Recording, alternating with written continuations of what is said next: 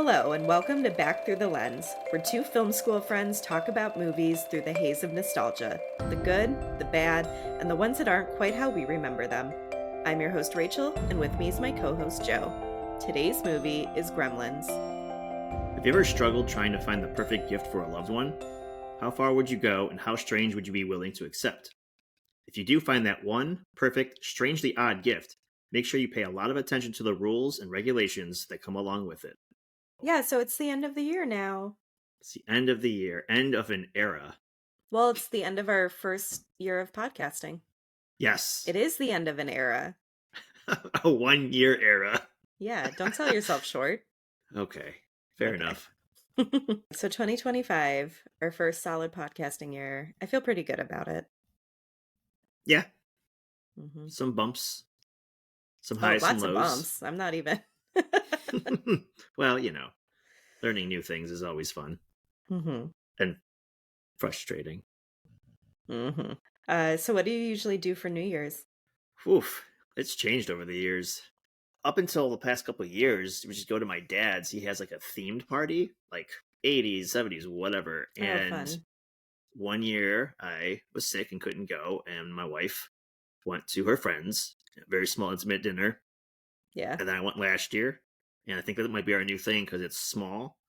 We make a lot Mm-hmm. of really good food, and then we come home and just watch the ball drop and hang out with the dogs, which is nice because people do fireworks and stuff around here sometimes, like little bow rockets or whatever, and the little one gets kind of scared, so it's nice being home Yeah. to comfort them.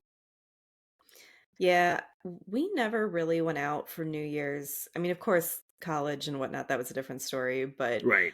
when we first moved to the Pittsburgh area, we went out to see Against Me play a show on New Year's Eve at just like this random venue in Pittsburgh. We got dinner beforehand, and that was definitely one of the coolest New Year's Eves ever for me. That's pretty Um, cool. yeah, because they obviously stopped to count down at midnight and then played some more. But I would say that's probably the last time we really went out and had New Year's Eve plans. We always do what we call an appetizer spread and just watch movies and then turn on Dick Clark when the ball drops. I have no real interest in watching, the New Year's Eve shows all the way, like the No. whole evening, right? Yeah, so Mm-mm. we usually watch two or three movies, and then when we realize it's almost midnight, we switch it over. But now that we're back in Cleveland and we have our son, we do something called New Year's Eve with our friends who all have younger kids. We go to one of their houses, same people always host, and we all bring something either for brunch or lunch because we're usually there for a while. So we get there kind of mid morning. At noon, we do the countdown with the kids, and people are always getting, noisemakers and poppers and things like that for the kids to play with. I think we watched the countdown in China, if I remember correctly. Nice. But there's always stuff on Netflix too. They'll do countdowns on Netflix that you can put on at any time for your kid if you would like to trick them into thinking they've celebrated the new year and then put them to bed. But my husband and I were just talking about it. We might let our son stay up this time because, I mean, he's 9. He already has a later bedtime as it is, and he stayed up pretty late sometimes during summer break, so I think he could handle it. I think he'll be fine. Yeah, I personally just don't want to give up control of the TV, so we'll have Well, to talk about he'll that. he'll figure it out. He's got toys. You would be surprised. But yeah, so we do New Year's Eve, go home sometime between lunch and dinner, and then still do our appetizer spread, maybe 8 o'clock through midnight. Yeah, A lot of a times little I'm the only one that lasts till midnight, though. little snackage, little grazing. I get it. Yeah. Do you guys do anything special for New Year's Day? I think just chill. Honestly, we're both See, going to be off for work, so we had well, when we would be at my in-laws for New Year's, which we have been a few times, more so when we were younger, they always make Hoppin' John for New Year's Day, black-eyed peas, collard greens. I think it's supposed to bring good luck and maybe fortune. I can't remember exactly. But when we were in Pennsylvania, our neighbors would always make pork and sauerkraut for New Year's Day, and they would bring some over to us. that sounds more of what I'm used to. Yeah. Well, Yeah, The Polish of it all. Hmm. Mhm. When you watch the ball drop, Mhm. do you, after midnight, Mhm. eat any of your hors d'oeuvres? I'd say at that point, I'm probably full from eating all day long, but Okay. I'm sure if there's an open bottle of wine, we're like, "We should finish that." Okay. Yeah. But speaking of eating after midnight, Yes, speaking of eating after midnight. So that all being said, today's movie is Gremlins, directed by Joe Dante, released June 8th, 1984, rated PG. Couple notes. Executive producer is Steven Spielberg, screenwriter is Chris Columbus. Two people we have seen a lot of this season. I think this half of this season, Chris Columbus has been like our previous season, Steven Spielberg. But yet, Spielberg still, he came around a couple times this season. He's like a great uncle. He's always welcome in our home and he will show up unexpectedly. Yes, he's the gift that keeps on giving. Sure is. Yep. Well, speaking of gremlins, though, while looking for a unique gift for his son, gadget inventor and salesman Randall Peltzer finds something special indeed, a Mogwai. Of course, something this special comes with a few very specific rules and, when broken, can cause mischief and mayhem. Unfortunately for Billy and the town of Kingston Falls, they're going to find out how important these rules were meant to be followed. I cannot remember when I first saw Gremlins, which of course I say a lot. I feel like I just always was familiar with it. I always knew, I will say, the gremlin parts of the movie, if that makes sense. I can't help feeling like it was something that was probably on at a lot of people's houses and we ignored the quote unquote boring parts when we were kids. It was not something that my family ever watched a lot of. I'm sure that for my parents, they thought of this similar to Poltergeist that, yeah, it's PG. People say it's a kids movie or a family movie, but they think it's weird and kind of creepy. So when I was older, when I was married, my husband grew up watching Gremlins a lot, so he wanted that to be part of our Christmas movie rotation.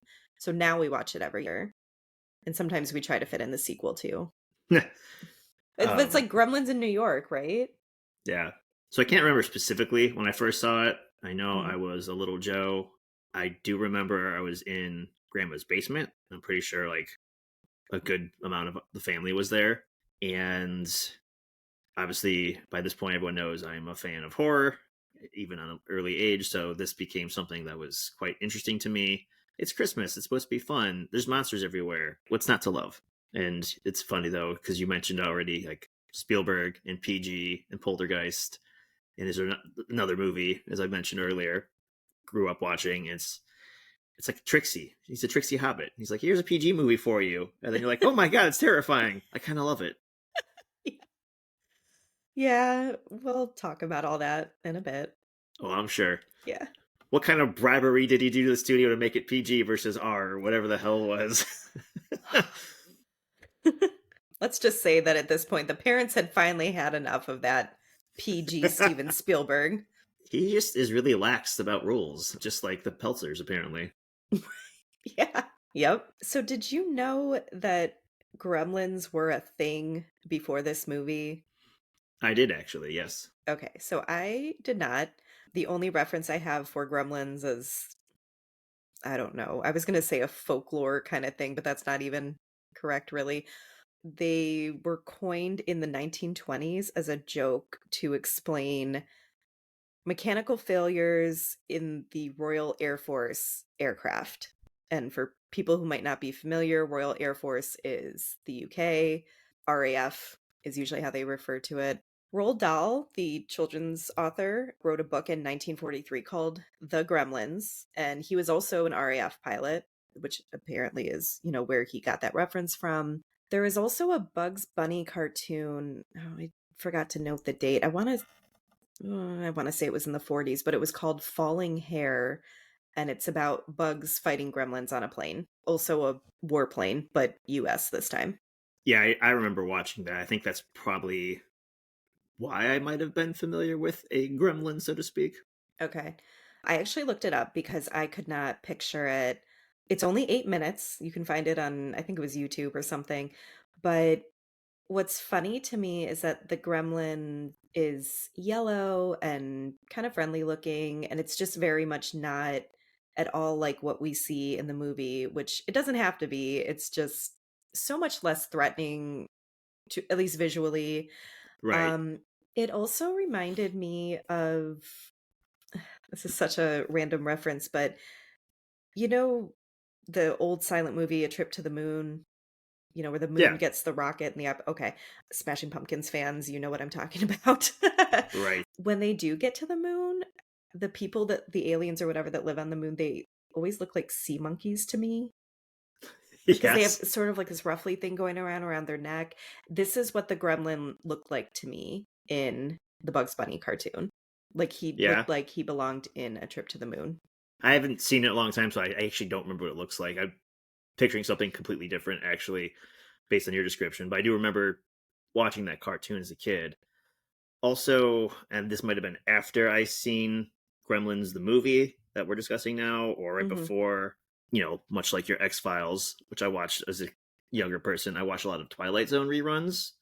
Mm. And there was the Twilight Zone episode with Shatner, and there was, I think it was a gremlin on the plane, destroying it. And then, Oh, I remember this one vaguely.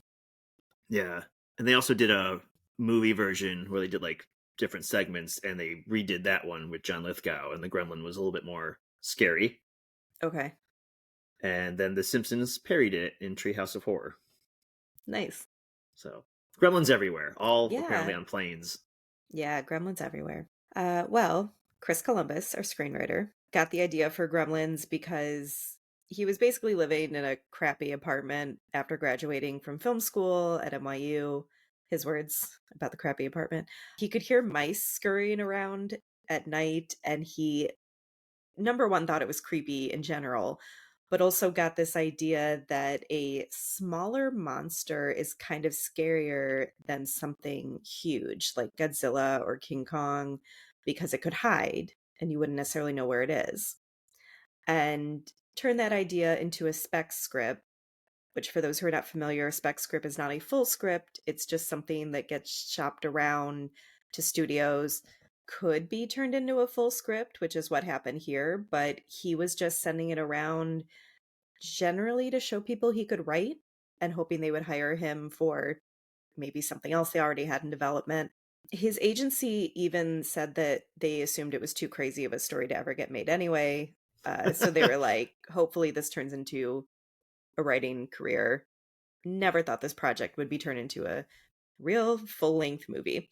Somehow Spielberg gets a hold of it at Amblin Entertainment. We know this is the studio that he created, he owned. We talked about it a little bit with Poltergeist Right. and with Hocus Pocus.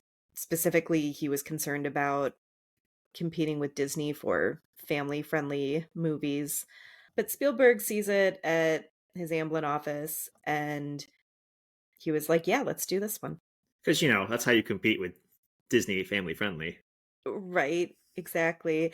And, that's specifically what he said about turning down Hocus Pocus because Disney had already been involved and he saw them as his biggest competitor. I can't help wondering because at that point he had already made this and Poltergeist with Amblin. Maybe he started to learn more of what family friendly meant. No. No. So his quote about the Gremlins script, it's one of the most original things I've come across in many years, which is why I bought it.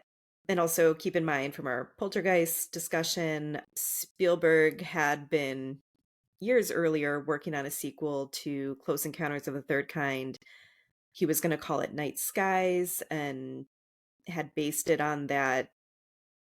I don't know if urban legend is the right word, but that tale about the family in Kentucky supposedly fighting off little green men all night at their farmhouse. The idea of a family protecting their home from some sort of invader, that part got pulled to make Poltergeist. The alien part got pulled to make E.T., but also if you look at the artwork for Night Skies, they very much look like the Gremlins.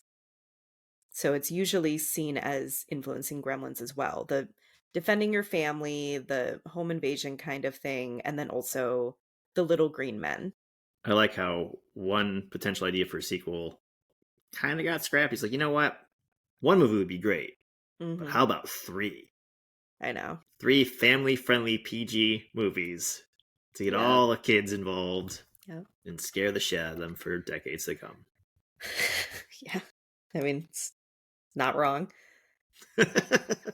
So, initially, he was interested in having Tim Burton direct Gremlins because Tim Burton had released his short film Frankenweenie, and Spielberg was impressed. And also, he obviously thought of Tim Burton in terms of horror movies. I don't think I've ever seen the short of Frankenweenie, but I saw it, once they turned it into a full length movie decades later. Yeah, I can't remember if I saw the short. I want to say I did for an anniversary of it or when the real movie came out and they Hmm. released it somehow, but I am not for certain. Yeah, that movie really pulled at the heartstrings, I'll be honest, especially as someone who has had pets and lost pets. Hmm. But not surprised he thought of Tim Burton. Maybe this makes it a little less surprising that he had considered Tim Burton for Jurassic Park because he had already had him in mind for previous things. Yeah. Eventually, he chose Joe Dante to direct because Joe Dante specifically had a lot of experience with horror comedy. He had done Piranha in 1978, which was a spoof of Jaws. From what I understand, Spielberg thought it was actually pretty clever. Yeah. He also did The Howling in 1981, which, according to Turner Classic Movies, is a spoof of werewolf movies or a comedic send up of werewolf movies, but I guess in general, not one specific one. I think I saw it when I was younger. I don't remember it being of the funny variety, but maybe there were jokes I didn't catch. Yeah, who knows? I have not seen either, but good at blending horror and comedy, so Joe Dante gets the job. He was also a potential director for Jurassic Park. I think he was one of the guys that gave a quote that was something along the lines of, "Yeah, I would have loved to do it, but it's Steven Spielberg." So, Right. I do remember that now. Spielberg had also cast the lead actress from The Howling as the mom in E.T. So, he was familiar with Dante's work and impressed enough, at least there, to cast his main actress. Dante was also working on the Twilight Zone movie at this time. Came out in 1983. Four segments, and he directed one of them. I think Spielberg directed another. I've never That's seen fun. it. Does that make sense to you? Well, I was gonna say that's funny because I just mentioned that. Yep. Yeah, I had no idea. Look at that. And because he can't sit still, Spielberg decided to be an executive producer on Gremlins, co-produced it with Amblin Entertainment along with Warner Brothers. I understand the point of Amblin was partially for Spielberg to produce movies with his production team there that maybe he didn't have interest in directing, but just everywhere. Mm-hmm. Can't stop, won't stop. I already made the Roy Kent joke. He's here, he's there, he's every fucking where, but that's all I can think of. So the original script for Gremlins was much darker, which we've heard before, but I have examples this time. And I'm so Yes. excited about it, but also, holy shit, they're not kidding. Let's um, go. okay, so there was supposed to be a scene where the gremlins attack a McDonald's and you see them leaving all the burgers and fast food untouched while eating all the customers. Okay, nice. Yep. The gremlins originally ate Billy's dog, Barney. Not okay with that. Yeah, I know, not okay with that. Billy's mom, the scene where she's fighting the gremlins in the house, she was originally going to be decapitated during that. What? And then when Billy got home to, supposedly warn his mom about them turning into gremlins, whatever, he would be greeted by the gremlins throwing her severed head down the stairs at him. Holy shit. I know. PG. PG. No, they all did admit like it was an R-rated movie at that point. Like Hmm. God, they're not completely insane. Billy was also supposed to be 12 originally. And I'm not saying it's great to have your mom's head thrown at you when you're post college or whatever he is at this point, but Sure. 12 would just be so much darker. Oh yeah, for that scene specifically. I was trying to think. I like him better as a little older because Hmm. Corey Feldman's probably about that age in this movie. I think so, yeah. I don't know. I feel like to give a kid this sort of living species at 12 is, I mean, can he even handle a dog at 12? Yeah, that's a good point too. It wouldn't have been believable at all that he could have taken care of anything on his own. Which could make sense to why there are gremlins everywhere because this kid is being neglectful, but I don't know. I can't picture it. Yeah. So Warner Brothers had said that they needed to make Billy older in order to appeal to teenagers. I guess they thought older kids and teens would think this was a kids movie if they didn't, which again, you all have wild definitions of kids movies. Hmm. Rated PG, but we need teens to appeal to teens. We don't want it to be a kids movie. Hmm. But we got cute furry animals. Well, at least for half the movie. Yeah. Man, I should work for like the rating system. Okay. Gizmo was originally going to turn into Stripe the Gremlin. Hmm. So he was not going to be a good guy, so to speak, or the hero the whole movie. But Spielberg convinced them that people would want to see number one, cute, furry Gizmo the whole time because they Sure. would become attached to him. Number two, that it would be more appealing to have it be Billy's pal, like a kid and his dog going off on an adventure. Yeah, his little sidekick. Exactly. And I think he had very good instincts here. Yes. In terms of casting, Phoebe Cates was cast first in terms of was it Kate and Billy? Yep. Okay. Zach Galligan is the actor who was cast as Billy. He had done previous auditions with Phoebe Cates for other things, and they called it chemistry reads, where they would just pair up actors to see how they read together. And these previous auditions he had done with her, he didn't end up getting the role, but he felt like it made him so much more prepared to audition for Gremlins because it didn't sound like he had done many movie auditions at this point. The other upside of that is that he already felt like he had a really good rapport with Phoebe Cates. So when they both showed up to audition for Gremlins, they were called in together. And even Steven Spielberg has said this is why Zach Galligan got the part. They were already very much interested in casting Phoebe Cates. She had been in Fast Times at Ridgemont High previously. I'm not sure what Yeah. else, but she was more known. They already wanted to cast her, and then they had such great chemistry. And Spielberg even said, "We have to cast him. He's already in love with her." And he said it was just because he felt so comfortable around her, having done auditions with her before. Right. Yeah, I don't think of anything else Zach has been in, to my knowledge, off the top of my head. It's just Gremlins. And that's fine, because you Yeah. know what? It's perfect. Let me just give you a list of all the other actors who auditioned for Billy. I feel like this was a who's who of 80s actors. Tom Hanks, Kevin Bacon, Ralph Macchio, Emilio Estevez, Rob Lowe, and Judd Nelson.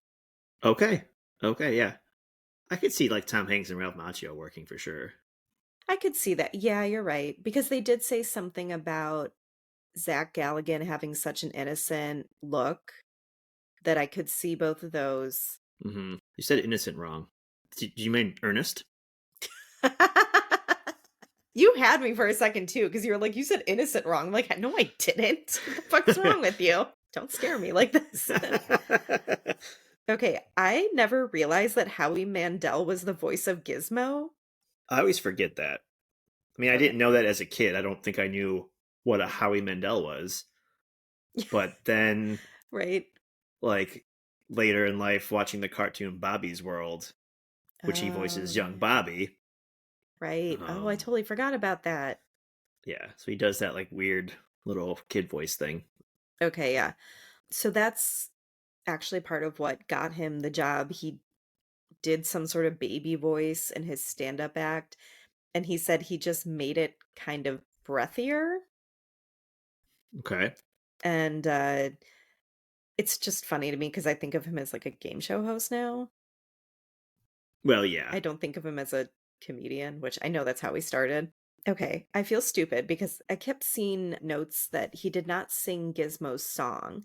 I don't remember what Gizmo's song is. Did I It miss this entirely? he's just singing notes. He's not like singing and dancing like we'll see in the sequel actually.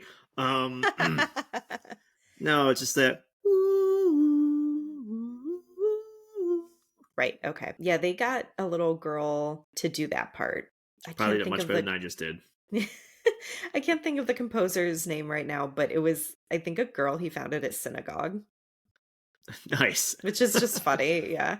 I'm just picturing Howie Mandel doing this now. Okay, anyway. Zach Galligan had to be on set 2 weeks early so he could bond with the dog. The dog's real name was Mushroom. In the movie, his name is Barney, so he called it Barney bonding. Basically, it sounds like he just played with the dog a lot and gave it a lot of treats. And it obviously worked because they look bonded in the movie. Yeah. Joe Dante said that they had a great dog, particularly because it acted like the gremlins were real. And you can see that in the movie. It's really reacting to them. It's startled, it's sniffing them, whatever. Joe Dante said the dog and Corey Feldman were the actors who most related to the puppets. I mean, yeah, that's pretty cool. Corey Feldman's barely even in the movie. He's younger too, which we've Yeah. pointed out. Yeah. That was an interesting story too with Corey Feldman getting cast. There was a movie that Spielberg had wanted to put him in that it sounds like it got rewritten where instead of two boys, like two friends, it was going to be a boy alone or a boy with his dog. And he was like, I'll cast you in the next thing I make. And Corey Feldman was like, yeah, sure. Okay. Because you hear that sometimes, right? Right. Although Steven Spielberg really seems to keep his word when it comes to younger actors, because this is not the first time we've heard something like that from him. But this was the role he ended up giving Corey Feldman, called him back and said, okay, I have this for you. It's pretty cool. So for the Gremlins themselves, they brought on Chris, I'm going to say Wayless because it's one L. I don't know if I'm saying that right, but he worked on Piranha with Joe Dante. He was credited as the creature creator and supervisor. I read an oral history including him and Joe Dante and a lot of others on The Ringer, and this is how they credited him. If you look at the opening credits, it says something like Gremlins created by Chris Walas. Joe Dante called him one of the best effects guys in the industry at the time. But this poor guy sounds like he had such a rough time on this set, which I will point out as we go through the movie, but it was very difficult to make the gremlins and make them work. And this guy physically was falling apart by the end of it. Oh no. Um, I know, but which, we will touch on. But this is a quote from him about when he got the call to work on Gremlins. I was on this series of fall apart productions, and Joe and Mike being, I think, one of the producers, called me up. Universal was going to do a 3D remake of Creature from the Black Lagoon, and so they wanted me in on that. And then Mike just calls up one day and he says, so, Chris, Universal has decided to go with Jaws 3D instead. And I'm like, oh my God. In the meantime, I'm looking at my mortgage bills. And then Mike says, but there's this other script we'd like you to take a look at and see what you think of it because we're not sure. I said, yeah, sure, I'll read anything. So they sent the script up. And of course, it was completely insane and impossible. Completely insane and impossible. I have a feeling they make it worse on themselves, as you're about to learn. So originally, Joe Dante wanted to do stop motion for the Gremlins, but Chris Walas convinced him this would be way too much work, and I think he was probably correct. Then Joe Dante's idea was to use monkeys. Okay. Okay, here's a quote from Joe Dante. It's hard to believe, but yes, it's true. We got a rhesus monkey and put a gremlin's head on him, and he bounced around the editing room and shit all over everything. And it became quite apparent that this was not the way we were going to do it. Well, it's too much shit. What else we got planned? I guess I don't know what they expected when they put a costume head on a animal. Right. I don't Hmm. know. So instead, Chris Wayless decided they would use puppets. He said, I took the approach that there's not going to be an easy way to do this right up front. I went with the whole concept of just creating a ton of puppets. Yeah. And this really was the only way to work around it, it seems, just to have a ton of puppets because they apparently broke a lot. They had to be very small. The crew wanted to make the Mogwai larger in particular because they were so small, it was difficult to make them do what you wanted them to do without a part breaking. Joe Dante insisted Gizmo had to remain small, the size we see him, so he would be seen as cuter. So instead, well, in addition to building lots of different puppets, like he said, because they kept having some break, they built very large gizmo heads and faces and different body parts for close up shots. So, especially when you see Gizmo showing emotion, that was probably one of the really large ones because Makes the sense. smaller models, they couldn't make the faces move in the way they needed. Which, yeah, makes sense. Gizmo actually got his name because one of the crew guys one day said, Hey, bring that Gizmo over here, referring to the Mogwai. And they said, Okay, that stuck. Okay. That's kind of cool. And then to satisfy the crew, which apparently hated these puppets a great deal, the part where the gremlins hang Gizmo on a wall and throw darts at him, that was the crew's idea. That was their way of getting their angst out about these puppets. The crew had a list that they all created called the horrible things to do to Gizmo list that they tried to incorporate some of the gremlins doing to Gizmo in order to take out their frustration on these puppets. Aw, poor Gizmo. I know, poor Gizmo. You mentioned That'll, stop motion. yes. There's a scene later, like after Stripe jumps into the pool and there's like the army of them. Hmm. That's stop motion, is it not? I thought it was too, and I actually went back and looked at it after I gathered some of these quotes. The only thing I can think of is the way they explained using these puppets. The crew had to hide under the floor, so they actually had to build sets kind of with an elevated floor so people could fit under there. They were doing things like blowing air with straws, and they would have people with headsets that would be listening to commands from another person who could see the shot. And then the puppeteers wearing the headsets would try to make the gremlin do whatever they were telling them to do.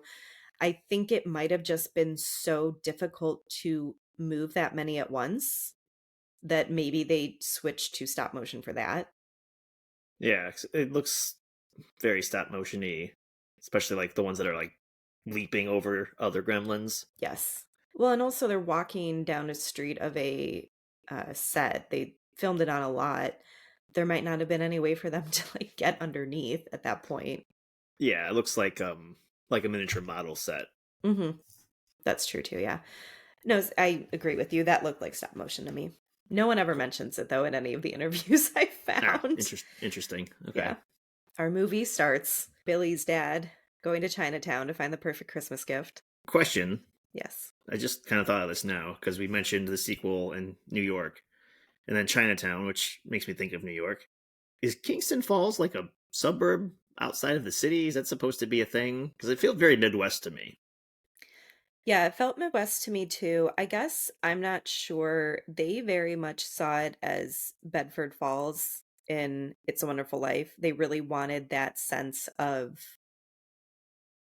a really nice, cozy town to juxtapose all the chaos that was going to happen. But they didn't give any sense of where exactly that was supposed to be. Interesting. But also, his dad travels a lot, it seems. That's true. Yes, So yes. it could have been anywhere. Yeah. Well, anyway, we'll never know. No way to know. Yeah, never know. I like how the beginning is shot because I mean I didn't pick up on this when I was a kid because I don't know what film noir is as a kid, but it, to me it has a very film noir style. It already is kind of setting up for bad things yet to come. Yeah, I definitely appreciate the opening a lot more as a grown person, like you said, who has been exposed to different types of movies, very noir like, very old school vibes. I appreciate the creativity a lot more. I feel like as a kid, this was just sort of the boring part that got us to the gremlin part. But I didn't feel that way as a kid. At least not at okay. the very beginning. Maybe because the style it was shot in, again, not knowing what it was, is just very intriguing. Mhm. But I think the voiceover helps too, because if it's quote unquote boring, at least someone is telling you what's going on. And the dad does a good job of that. Mhm. Apparently, the actor who played the shop owner, the grandpa, he was legitimately a senior citizen at this point. I think they said he was in his 80s. He had a 50-year film career. They had to put makeup on him, though, to make him look older, even in his 80s. Damn. Yeah. It struck me this time as how I'm not sure about the dad's characterization. I feel like in this opening, to me, he comes off as sort of a shady salesman. And the rest of the movie, I feel like he's sort of an absent-minded professor. Okay. But he's so cavalier about taking this living thing. And then when the boy gives him the rules, he's like, yeah, yeah, whatever you say. Like he's very dismissive. Yeah, it does kind of sound that way in the voiceover, because it just has the dad post shop Hmm. walking away. Again, beautifully shot. The sky is like this crazy bright orange Yeah. or whatever, and you hear the conversation being had. The kid's like, "Pay attention, mister." He's like, "Yeah, whatever, kid, you bother me. Well, exactly. Yeah. Thanks for the weird creature. Bye." Yeah. Also, depending on the source you're reading, Mogwai might mean devil in Cantonese, or it might be a riff on the actual Cantonese word for devil. I saw two different things. I did not check. I meant to do like a Google Translate. You mentioned being like a salesman, and I always thought it was kind of weird that he's they're looking for a unique gift. Like he says it in the opening, Hmm. but then he gets to the grandpa and he's like, "I got some shit to show you. Yeah, let me right. let me sell you this." Maybe he was offering a trade. I don't know. I've always loved the the gong sound when he's talking about brushing your teeth and having dragon breath, Oh, and you hear like yeah. a gong, and he looks down and sees the Chinese dragon. He's like, bad breath. Like he's like, "Oh, Yeah. I said the wrong thing." I do feel like it was such an 80s movie thing to be like, of course you would go to Chinatown because you need a unique gift or something different. I can't help feeling like this was always like Asian Americans or Chinese families or neighborhoods in particular were always shown as so exotic and different Yeah, because they're making it seem like I need something no one else can get. Chinese people will know what that is. Like, yeah. I feel like in like horror movies, it's where you go to get like the monkey's paw or the mm, cube from Hellraiser. Like it does seem to be. mm. I don't know. It's the far east for us Americans. There's strange, mysterious things over there. Apparently, Yeah, that was very much the characterization I was thinking of. And then also kind of the stereotype of the wise old Asian man who knows more than you. well, yeah, I mean, in this case, he he genuinely did, does. but Yeah, I guess what I want to know is why was the Mogwai in the shop in the first place? I feel like it was Mister Wing's little buddy. Okay. It's his pet. It's his pet. Okay. Because I know the No, boy, like, sells it behind his back. yeah, it can't be his pet. Why would he sell? Why was his grandson selling his pet? I'd be Maybe pretty he thought pissed he was off. annoyed. I don't know. Huh. Because then we wouldn't have a movie. That's why. Okay. Okay. Okay. Moving on. Moving on. Okay. So our three rules, just to point out: no bright light, especially sunlight. Keep them away from water and never feed them after midnight. And the dad's response to this is, sure, kid, whatever you say. Hmm. I have a quote from Lucy Fisher, who was the executive vice president of worldwide production for Warner Brothers at this time. I remember very well trying to justify it to our business affairs guy, who I was at war with, about every single thing I tried to do. He would go, well, what does it mean after midnight? If it's 6 in the morning, is that still after midnight? I don't understand the rules. I go, you don't have to. And Joe Dante, the director, agreed that the rules are arbitrary and didn't always make sense. But he said they were such an important hook because if you didn't believe the rules as a viewer, the rest of the movie is going to fall apart for you. But if you accept the rules, you're going to go along with the rest of the movie. Yes. At one point in my life, I do remember thinking, what does after midnight mean? Because everything's after midnight. Right. I assume as a adult that it's between midnight and sunrise, since sunlight will kill them. Sure. Yeah. I guess that's kind of how I took it too. Hmm. They'll have a shorter window in the summer with daylight savings. Like in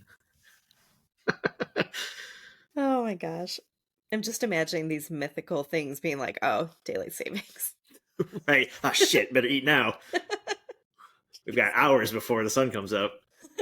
Yeah, I for sure as a kid didn't think much of this, but yes, watching it as an adult, I also had that thought of, well, what is after midnight? And I guess I always took it like that as midnight to sunrise or something.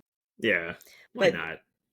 in keeping with these being kind of arbitrary, you had made some points throughout the script that keeping them away from water, snow is Hmm. water. Yeah. I've never thought about that until literally this watching because again, note taking, and they're in the snow, they're buried in it, they're running on it. Mm-hmm. I was like, I mean, I put my hand out in the snow and it's instantly wet. Mm-hmm. Like it's hard water. It's frozen. It's I don't understand that part. Mm-hmm. Um, beer, they're like drowning in beer at the bar. That's not water, so there clearly has to be an H2O factor. It's not just getting them wet. Sure, yeah. But Again, they the are snow spilling confusing it on me. themselves, yeah. Yeah.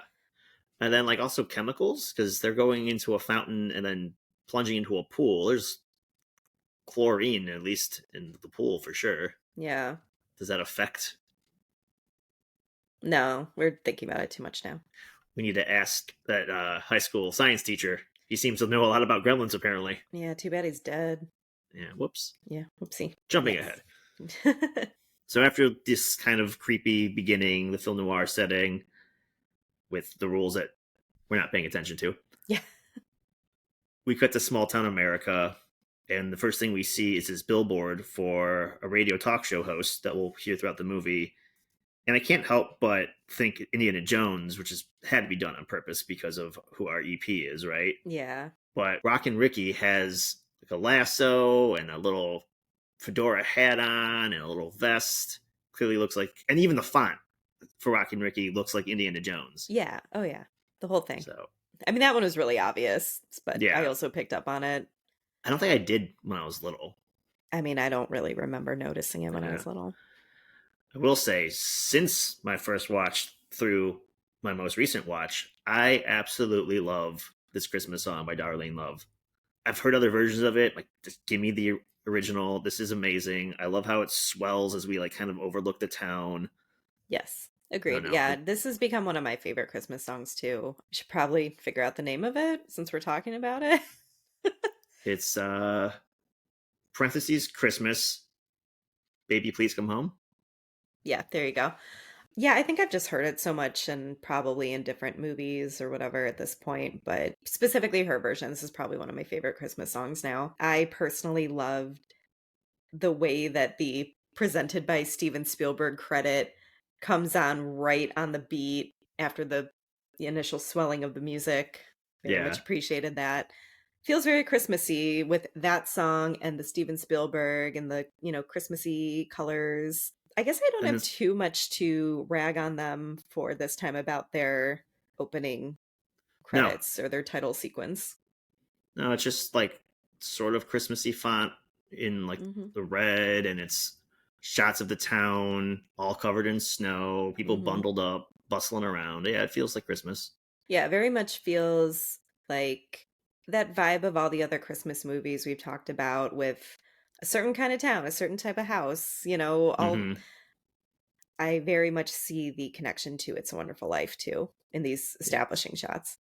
There's another little Easter egg. They show an old school movie theater, Hmm. and one of the movies playing is Night Skies, which is the movie that didn't get made. Oh, interesting. I did not clock that. At least I Um, think it's an Easter egg for a movie that didn't get made. Maybe it's just a coincidence. yeah. Nah, I don't know. I don't think Steven Spielberg does coincidences, to be honest with you. As we move in closer to the town, we start seeing some of the folk, and Mhm. we get to see Corey Feldman again, kind of. He is Oh, in yeah. a tree. He's in a tree, yeah. And what I mean he's in a tree, if you haven't seen it, which first of all, go see Gremlins, he's just in like a tree costume. But it's a very good costume, and all you see is his arms. He's working on, presumably, his father's tree lot, and he helps drag trees to people's cars, I guess, is what his little 12-year-old job is. Yeah. Yeah, when Um, I watch this every year, like obviously I know Corey Feldman is in it, but it's not until later when he comes over to Billy's house and I'm like, "Oh, right, Corey Feldman." Because you don't see his face in this part. right. He has a very noticeable little voice, though. Like, that's It's definitely true. Corey Feldman. When we first meet Billy's character, he's sitting in his car, like an old-timey looking car that's covered with snow, and just the windshield is wiped clear where the Mm-hmm. wipers would have affected it. And he's trying to start his car. Every time I see this car covered in snow, the side windows are still covered, everything else, I think of how obnoxious it is to drive behind people who don't clean off their car.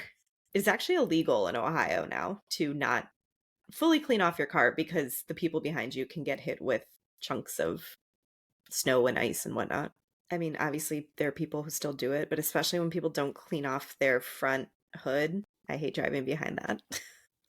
I hate driving my own car with the front hood not cleaned off. It's going to come Well, blowing yeah, in and my then you're own not going to face. be, yes, exactly. I wrote when we meet Mrs. Deagle, it's shades of Scrooge. I mean, it works for me, but this is pretty heavy handed. When we first meet her, she's talking to a mom and her kids outside, and it sounds like the mom and her husband are both having issues either with work or they haven't gotten their paychecks in time to pay her. She's talking about picking up some extra work on the side, and Mrs. Deagle won't hear of it. And she says, "But Mrs. Deagle, it's Christmas." And it's Christmas. We got to, point that out all the time. And it's also a time where you're supposed to like not have people pay their bills. Be a little Well, generous. yes, yes. Yep. And the poor coughing children, you hear them coughing every so often. Yeah. I think what's worse is after Deagle goes into the bank and they walk away, one of the little kids says, "Mommy, I'm hungry." And she goes, "I know, honey, so am I." Jesus Christ, man. I know. I just caught that this time. Yeah. Ah, yeah, I can definitely see Mrs. Deagle being part Scrooge, part Wicked Witch of the West, Mhm. especially for the next scene when she walks into the bank and she talks about in great detail about what she wants to do to put down this dog. Yes. What a cunt. Yes. Why does Billy have to bring his dog to work? Probably because of Mrs. Deagle. Oh, yeah, because he had already gotten in trouble with Mrs. Deagle with the dog. Yeah, she like brings in this like porcelain so let's paint the Oh, picture for right, this right. this Okay. this woman. Mhm. Little kids, hungry, coughing, can't pay mortgage. She Mhm. walks in complaining about this imported Bavarian sculptor of a snowman she has that she Yes. claims Barney the dog knocked over and broke, and this is all that Right. she has left. And he's like, "No, he's at work with me, so that didn't happen." I got you. Yeah. But of course, Barney eventually jumps out from behind the desk and attacks Mrs. Deagle, so that doesn't go well. Yeah, because the dog's smart. He's like, "I know what you're talking about. You're trying to put me in a dryer, you bitch." Mhm. Yeah, she talks about putting him in a dryer, and we later see the one gremlin in the microwave. I feel like these are both urban legends, maybe? Maybe. I don't. I don't think so. Okay. Okay. I thought one of them was. But we have more urban legends to discuss later, so but like there was that urban legend of the hook and I Know What You Did Last Summer. Yeah. I thought it was interesting that I feel like all these urban legends were coming up throughout the movie. And also urban legends can have some truth to them. Yes, of course. Yeah. Yeah. Well, even like the babysitter getting the calls from inside the house, like that's an urban legend. That's how that started, right? Right. Yep. Yep. So, Some of them I just aren't familiar with, I guess. well, me neither, especially when we get to the Santa one. So Billy's supervisor is Judge Reinhold, Yeah. plays Gerald. Hmm. He was also in Fast Times with Phoebe Cates. Okay. I really need to see this. I've seen it like once or twice. Well, I feel like it's been referenced quite a few times on our podcast already. I think it's because of our age. Okay. Yeah, I actually, for a second, thought Gerald was James Spader. I feel like he looks like young James Spader in certain angles. I can kind of see and kind of hear that too a little bit. Yeah. He's got that Um, lower tone voice. yeah.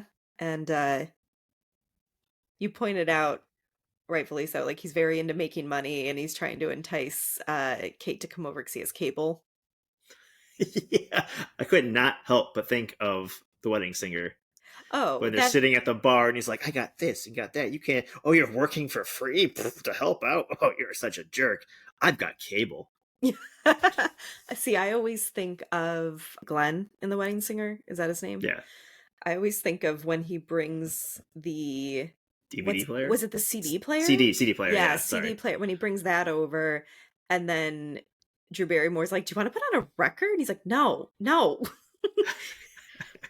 But yes, it's very 80s of everyone. And especially cable being this big deal is so funny now. Mm-hmm. Yeah. Because now it's Came and like, oh, went. you still have cable? Yeah. We see his Billy's mom watching It's a Wonderful Life. Joe Dante even said he put it in there in case you didn't get the point that the town was supposed to be like a Bedford Falls kind of thing. Okay. We've inadvertently discussed It's a Wonderful Life quite a bit this season, which is just funny to me, but obviously it's inspired all these other Christmas classics, or at least parts of them. I feel like it's hard not to during the Christmas season. Yes. No, it's even funnier. Hmm. I can make these references, and I don't think I've ever actually seen the movie. At least not in its entirety. I've seen bits and pieces on TV, and I was like, "Yep, I get it," but I've never. I don't think I've ever sat down. I try to watch it every year. I personally love Jimmy Stewart. I will watch anything that he is in. Also, I always forget how long It's a Wonderful Life is. It's like 2.5 hours. Yeah, when it's on cable TV, it's like a 5 hour time block. Oh, geez. Okay. Well, commercials, and also I'm Oh, right. exaggerating. Yeah. Yeah, this is definitely one I haven't gotten my son to sit down and watch with me because it is quote unquote all Depressing. gray. Well, because it's black and white. And yeah, Oh, it's not as fun, colorful Christmas. And it is very much one of those sadder Christmas movies. mm-hmm. Yeah. But also, his mom is watching this on a TV on the kitchen counter. Right? Where did we see this? Poltergeist? Poltergeist, Home Alone. Mm-hmm. Because I remember you Weird. asking me if we had this, and like, Yeah, no, this is something they invented for the movies. we did not have this either. The rest of the house though feels pretty homey. Like this whole setup they have, the fact that besides the dad's inventions that don't work, which is funny, but Hmm. like little things like they have crossed swords on the wall for some reason by the front door, and the one Hmm. always falls. It's just like Hmm. it does feel real to me. Like this could happen to anybody. No, I agree with you on that. It does feel very homey, very lived in. And then they also just have his dad's weird inventions everywhere. And I like how the mom is just like, yeah, it's just like who he is. We just go with Hmm. it. When they open up the box with the Mogwai in it, the dog is Hmm. so calm and patient, and it's funny learning that he's reacting to things Hmm. as a dog would. Yeah. My dog would not do. My dogs would be sniffing and barking and going fucking crazy. Yes. My dog too. I assume in this scene in particular, you can still see in the dog's face that it's reacting kind of like, oh, what's this? And Hmm. they were very happy with that. I'm sure they trained it not to actually Of course. like mess with the puppet. But it really did sound like too that that dog loved the actor that played Billy, because he even said in an interview that when he had that bonding time with the dog, it was just he was giving him constant treats, so why wouldn't he love being with him? Of course, right? Yeah. I thought it was so funny though when well, it's after the mom takes a picture with Flash, the Mogwai freaks out, and then the dad very absent-mindedly is just, "Oh, I forgot to tell you guys about these rules. They're really important." And it's like, number one, I'm surprised he even remembered them with like the way he reacted, like, sure, sure, kid. But Yeah. number two, like, okay, maybe you're not thinking about the flash being a light that's gonna bother it. Like, I understand that in a sense, and then that jogs his memory maybe, but he's Yeah. still just so, like, nonchalant, like, "Oh, don't do these things with it." Well, it's funny because when he comes home before they open it, he's like, "Oh, dim the lights." So he's already thinking about Oh, it. that's true. You're right. It's like it seems like he thinks they're important, but also he doesn't emphasize the important. Like if it was me, I would sit them down, look them right in the eyes, like, "Listen, Billy, these are very important rules. These are rules that are not meant to be broken." He's all sitting in his easy chair, like, "Oh yeah, by the way, since you scared the shit out of this little creature, Yeah. don't do that again. Sunlight bad. No more Mhm. Gizmo, Mhm. etc., etc., etc." Like he Yeah. seems like there's importance, and also there's like gravitas in his voice. He just naturally kind of has this like drawing appeal to him. Yeah. I feel like he's like a folk singer or something. I don't know, in real life. He is actually. That's what I was gonna point out. He is a singer-songwriter. Yeah. I could just tell. Yep. But yeah, he has like a nonchalant way of telling these important rules, but still seems to kind of emphasize that they are important. It's weird. Yeah. So like if Billy was actually 12, I don't think he would pick up on that, and Gizmo would probably not make a day. He'd die right away, and that'd be it. End of movie. Roll credits. Mhm. Little Gizmo is pretty smart. He's doing that song we mentioned. Okay, yeah. I only did it once. You don't get it twice. Yeah. And Billy's trying to play it on his little keyboard, which is a very 80s thing, by the way. And the last note, Billy hits it wrong, and little Gizmo takes his finger and like puts it on the right key. I don't Yeah. think I've ever noticed that before. I was like, all right, this little Gizmo, he's got a music career in his future. Yeah, I like how human-like he is in a sense. I always think of when Billy and Gizmo are both just kinda lounging on his bed together and Gizmo's, like, doing the 3D glasses, like Yeah, yeah. And Billy's it's like, "Oh, are you enjoying yourself?" yeah, it's adorable. Yeah. He falls in the garbage can and gets hurt because of a bright light, and he goes in the bathroom, and when he's reminding Billy not to put the light on. But when like those little things happen, he does these like little animal grumbling noises that are kind of talking but kind of not. Mhm. And because of taking notes and because of the other movies, I think I mentioned this in another one too, but gives me Harry from Home Alone vibes where he's swearing without swearing. Just Oh, like yeah. he's making the same kind of noise but not human sounding to me. Mhm. Yes. Well, we finally see Corey Feldman. I think it's the next scene where he comes into the Peltzer house. He's bringing their tree, I believe, Hmm. and Billy has been trying to make orange juice with one of his dad's inventions, and Corey Feldman's like, "You should just buy orange juice in cartons. It's a lot easier." But also, I think his dad's machines, I mean, like, you could juice an orange and it would be easier than this. Like, Want to know how big these oranges are because that one orange you put in the machine that exploded is literally all over the kitchen.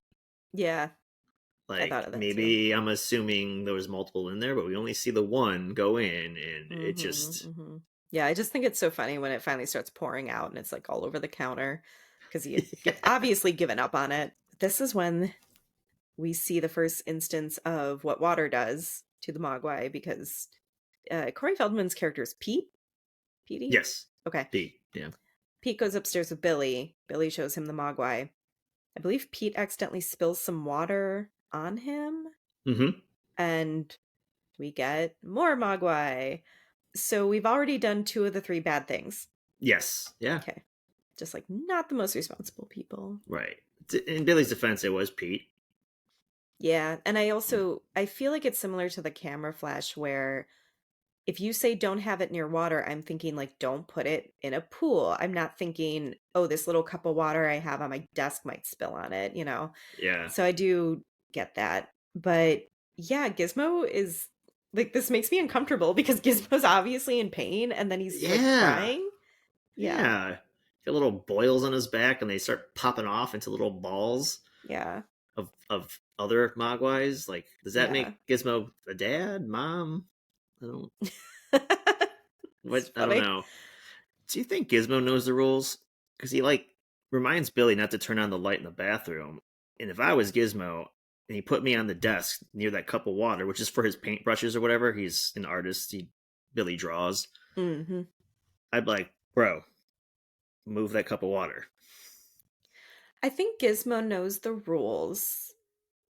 Maybe he didn't notice the cup of water either, because it is a very small amount of water and you don't expect it to just spill on you. But Sure. I think he knows because of the lights, like you said, he warned him, and then also, well, and he knows like it hurts when he's around bright light, but also the scene where later when the gremlin jumps into the pool at the Y, Gizmo's face is like horrified, Yeah. and Well, that's even in, before all the stuff starts happening in the pool. yeah. Well, even in this scene, after a little fur babies grow up into mogwais, and Corey Feldman's asking, because he's like, oh, where'd you get that? It's like, it's a one of a kind. He's like, well, now there's more. Can I have one? Which is Yeah. pretty, it's a good line. But they show the five, and then Gizmo's kind of off in the background to the left, and he just is like very worried and sad looking. He's like, he has a big sigh. He's like, oh, like and he shakes his head a Mhm. little bit. So I think he knows that Yeah. these are going to be bad Mogwais somehow. I don't know Yeah. why every time there's multiple Mogwais from Gizmo, they're always bad. Yeah, because they're pushing to like turn into gremlins. Hmm. So yeah, but I'm with you. He knows something. Yeah. This also adds into my confusion about what kind of character the dad is supposed to be, because Billy goes and gets him to show him that there's more Mogwai, and immediately the dad's like, "We could sell this. It'd be huge. It would replace dogs as the family pet." And I do Hmm. love how the dog reacts to this. But I don't know if it's a situation where I don't think the dad is slimy or like completely without morals or anything.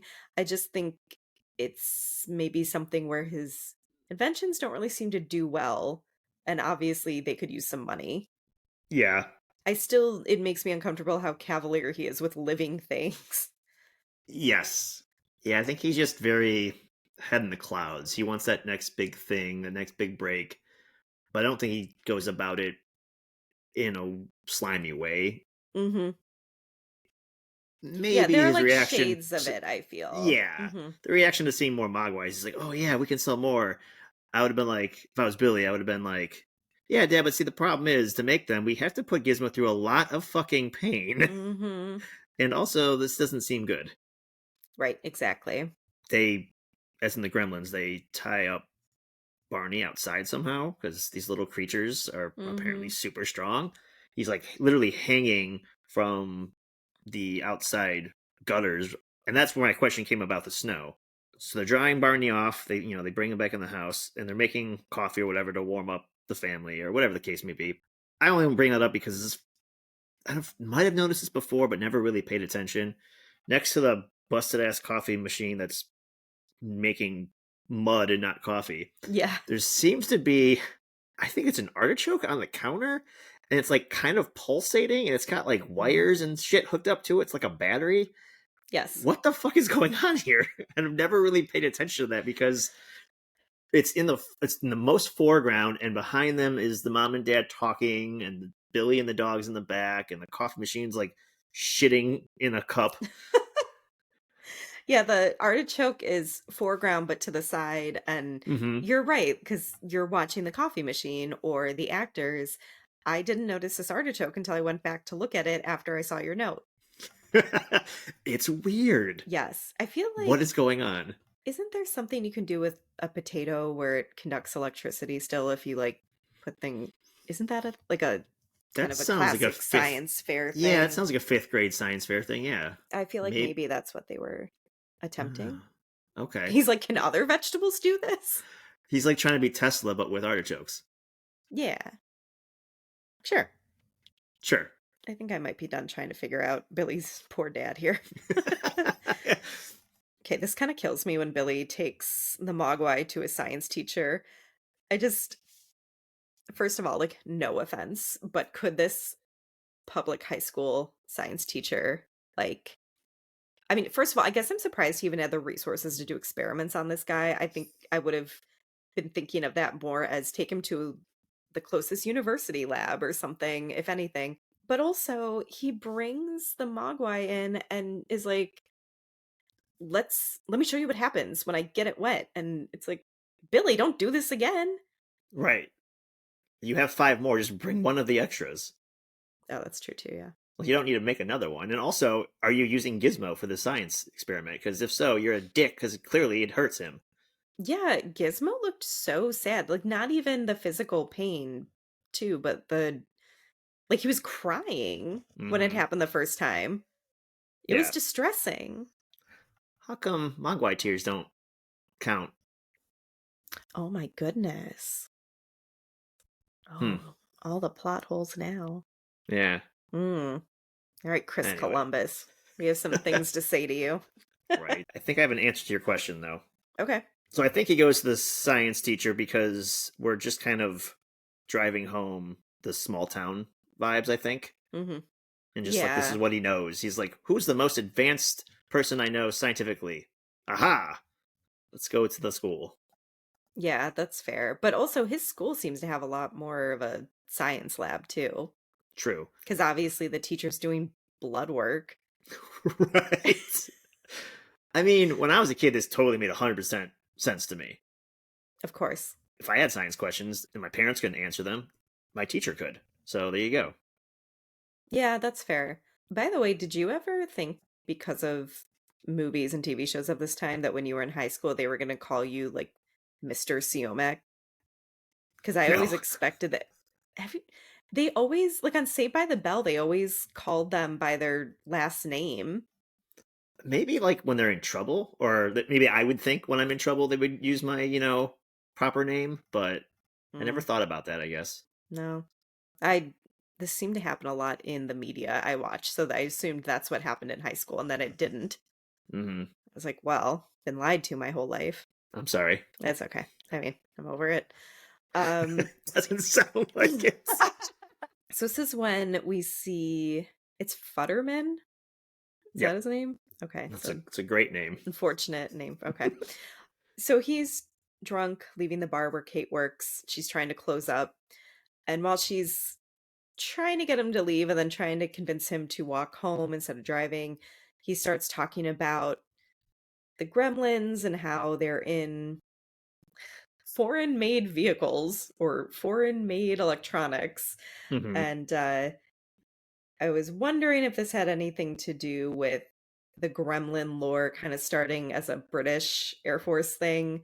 But Futterman talks about them messing up their planes during, I think, World War II, Yeah. which is later than what the actual Gremlin story started. Where he's just like a small town racist. I don't know. I don't know. I would go that far. I think it's that time. This is the '80s. Cold War is about to happen. Is happening. I don't know, but it's like I think he's just one of these like war vets that he wants American-made things, and Mm-hmm. I don't know. He gives me vibes of just old man that I don't of the time. Um, because he's in another scene. He's talking about someone's car, and it would work if it wasn't a Foreign. foreign car, because he talks about Yeah. his plow or whatever, which ends up being his demise, oddly enough, because it has Yes. literally Yes. been driven by gremlins. Yeah. But no, I think you're Um. right. I think this is supposed to be that hint of gremlin lore. I think this is the movie's way of kind of giving credit to Mhm. where it originated from. Yeah. This also leads us to the scene where Kate and Billy are walking home, and Kate starts talking to Billy about depression and suicide rates during the holiday season. And she says, when most people are opening up their presents, these people are opening up their wrists. Damn, Kate. Fucking hardcore. It is. That was very specific. Yeah. And yeah. By the way, this is PG for Yeah. kid friendly. Kid friendly. Hmm. What the fuck? I know. But this next scene is where we see Gizmo like lounging on the bed watching a movie with Billy that I really liked. But I think it's so funny that the other Mogwai are just thrown in a box on the floor together.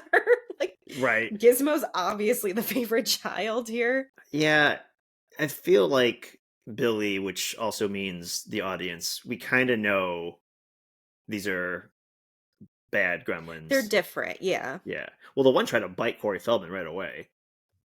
Oh, right. He's like, "Oh, this Okay. is cute. He's got a little mohawk." He like snaps at him. Well, that was Stripe though, right? He's the Yeah, the worst, leader. so Yeah, yeah. and they're always like together. And I Mhm. think Billy's like, "All right, you can stay in this box because Mhm. I don't want you biting me at night." This is when Billy does feed them after midnight, right? Yes, Because we also see the one in the science lab at school getting some food too after midnight. Do the gremlins in Billy's room mess with his clock? Is that how 100%. this happened? Okay. That's what I thought, but then I couldn't catch it this time. Or is it just implied? I think it's implied. They don't show it Hmm. when earlier in the movie. I don't know if it's the same night. In my head, it is. Okay. He hears Barney crying. He goes out, and that's when he's like tied up. When he gets out of bed and walks away, the camera stays low where his feet were, and the five gremlins in the box are sleeping. Hmm. One of them kind of like leans up a little bit and opens his eyes, which is probably Stripe. Oh, okay. I think so. Like they did that on purpose. So at Yeah. first you're thinking, okay, we know the gremlins are bad. They did that. I think they did that to get him out of bed to mess with his clock. Right. I got Even you. though it's Okay. even though it's the next day, I think this happens when he feeds them. Hmm. But I think I guess to answer my own question, do the Mogwai know the rules? I think clearly they do Yeah. because they want to turn to gremlins. Speaking of which, when you mentioned the teacher, we don't see it, and because we don't see it, I don't know which way to assume. Hmm. Does Billy not tell the teacher the fucking rules? That's a good question. Obviously, the teacher knows that water can do something. Well, I Mm-hmm. also think that the one in the lab manages to get a hold of A the, sandwich. yeah, the burger or whatever that the teacher leaves on the counter. So he didn't feed him on purpose, but he did leave it obviously too close to a gremlin. But he probably didn't think it could get to it. I want to note that this teacher is in a high school lab Yeah. experimenting on a foreign animal at Yeah. 2:30 in the morning. Why? Yeah. Because it's a movie. Okay, fair enough. All But yeah, right. no, yeah, this is one dedicated public school teacher. Yeah. Well, maybe he's the find of a lifetime too. This with this creature. Who knows? Sure, yeah. The movie they're watching, by the way, is Mm-hmm. Invasion of the Body Snatchers. And Mm-hmm. like as he's feeding them this chicken, they cut to the TV that they're watching, and the line Yeah. is, "They're after you. They're after all of us." As Yep. they're eating, about to turn into these creatures. So that was Yep. kind of fun. Definitely. So after they eat after midnight, they cocoon in these giant. I don't know. They look like the eggs from Alien. I think. I thought that too, yeah. They look very gross and slimy. Yeah. Then they hatch, and there's the five in the room, and Gizmo is scared shitless. He's like in this like space Hmm. helmet. I don't know what that is, some sort of toy, and Yeah. he is terrified. So I guess going back to answering my own question again, I get clearly the Mogwais know these rules, so maybe that's just Right. somehow Gizmo is the good one and doesn't want to break them. I don't know. Or he just doesn't want to be responsible for like everything the gremlins bring on. Sure, yeah. He has a conscience. I don't know. Well, they're his kids, I guess. Jeez. So Billy ends up at the science lab, I think, to either warn his science teacher or tell him that they've turned. And this is when they find that the science teacher has been killed by his gremlin. I feel like we don't see too many people actually die. It's just him and maybe the Futtermans. So, like, Deagle. oh, of course. Of course. Oh my gosh. Okay. But anyway, science teacher is the first casualty here. It did get me, honestly, once Billy is after he finds the science teacher, he's in the lab trying to get a bandage because I think one of the gremlins scratched him, and the gremlin pops out from the cabinet right next to him. That got me. Nice. Yeah. Even though I've seen this before, just it's a good jump scare. But this brings us to the big scene with his mom fighting the gremlins at the house. Okay, number one, these gingerbread cookies she's making are enormous, and it bothers me every time. They're like I've never seen gingerbread cookies this big. Okay, They're that's pretty just big. I had to Yeah. point that out. But I think she gets the phone call from Billy, right, saying to get out of the house. But then she starts realizing they're around her in the kitchen. And I'm so appreciative of her not doing the dumb horror movie thing where I don't know, she just lets everything happen to her. She really gives as good as she can, you know, she's very quick thinking, uses all these things around her as tools, turning on the blender really fast, shielding herself with the TV table, that sort of thing. I just feel like this isn't the way we normally see it go. Right. No, this scene's awesome. The mom's Mhm. pretty vicious and, Mhm. like Kevin McAllister, she's defending her house. Yeah, exactly. And this is also when I had that bit from the Poltergeist episode pop into my head about, this all originally stemming from a script idea of a family defending their home. Right. And because, yes, obviously. Chris Walas, the Gremlin creator, puppeteer, he said, I think that the most critical shot for me as the Gremlin creator and supervisor was the shot in the kitchen with Billy's mom. I think it's the first time you see a gremlin, and he rises up, turns around, and he's got a lot of his animatronic stuff going on. And the actress who played the mom, she said, I wanted to kill the prop guy. He was throwing real plates at me in real time. Yeah, it was crazy, and I was defending myself with a TV tray, but it was hilarious. Holy shit. Hmm. And I should also point out, I don't think I said it earlier, because the gremlins would break so much, they often had to do like 7 to 9 takes of one gremlin movement, like one type of movement. So think about just this gremlin turning around. That's one movement, and they would maybe have to do multiple takes. So the actors all had to be really patient, obviously. And I mentioned this before, like she puts the one gremlin in the microwave. We already heard the, mean old lady saying she was going to put the dog in the dryer. I feel like these are all urban legends or references to. I feel silly because when I was watching this through and taking the notes, eventually we get to the living room and the mom's sort of losing her edge on this, and she ends up being strangled with, I think, tinsel. Like one of the gremlins is strangling her with tinsel. And I remember thinking this is so intense, like it's really graphic. And I was thinking how intense this would have been for a kid. And she is eventually saved by her son coming home. But number one, in that moment, I was okay that my son had decided to not watch this with me. He just didn't care. He Hmm. didn't know what it was about. He was like, I don't want to watch this one. I want to go do something else. And then on top of that, I keep thinking of silly me thinking choking her was intense. They were going to freaking decapitate her in the first draft. Right. So just, I don't know. That's kind of like a little ode to that original script moment where Billy Mhm. takes the sword off the wall and decapitates the one in the tree. And it goes Yeah, in the that's a good fire. point.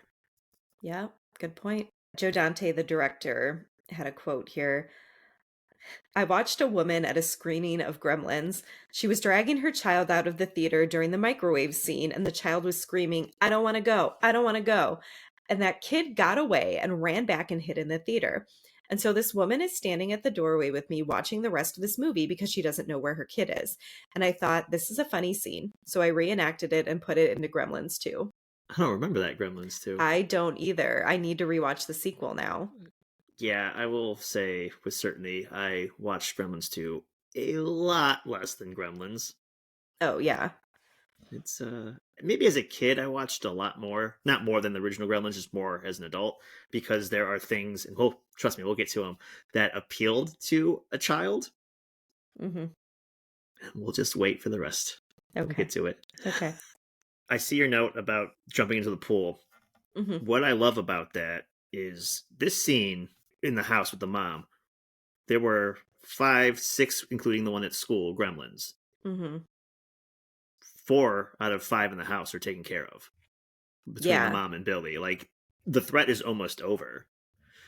You're And right. Yeah. stupid Stripe, or maybe he's really smart. He's like Well, hiding, yeah. watching it all go down. He's like, haha, my minions. Oh, they're all dead. Well, I'm gonna escape now. Yeah. And obviously the one in school escaped. So there's like two roaming around. We Yeah. assume. I think his name was like Earl or something that they named. I was in my research. They just like, Oh, yeah, there is one named Earl. You're right. yeah, and I saw that in we the just assume credits or he something. yeah.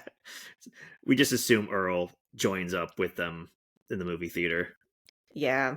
But no, this part where Billy and Gizmo track Stripe to the YMCA, Stripe ends up jumping into the pool.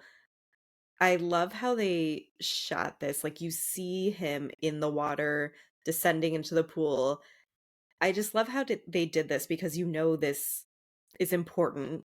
Just, I love that what that shot communicates, that they made a point to show this because this is gonna be really bad. And then Gizmo's face is just so shocked.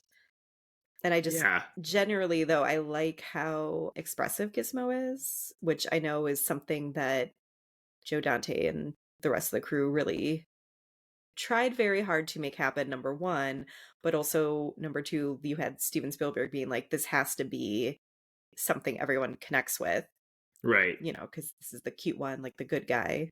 Hmm.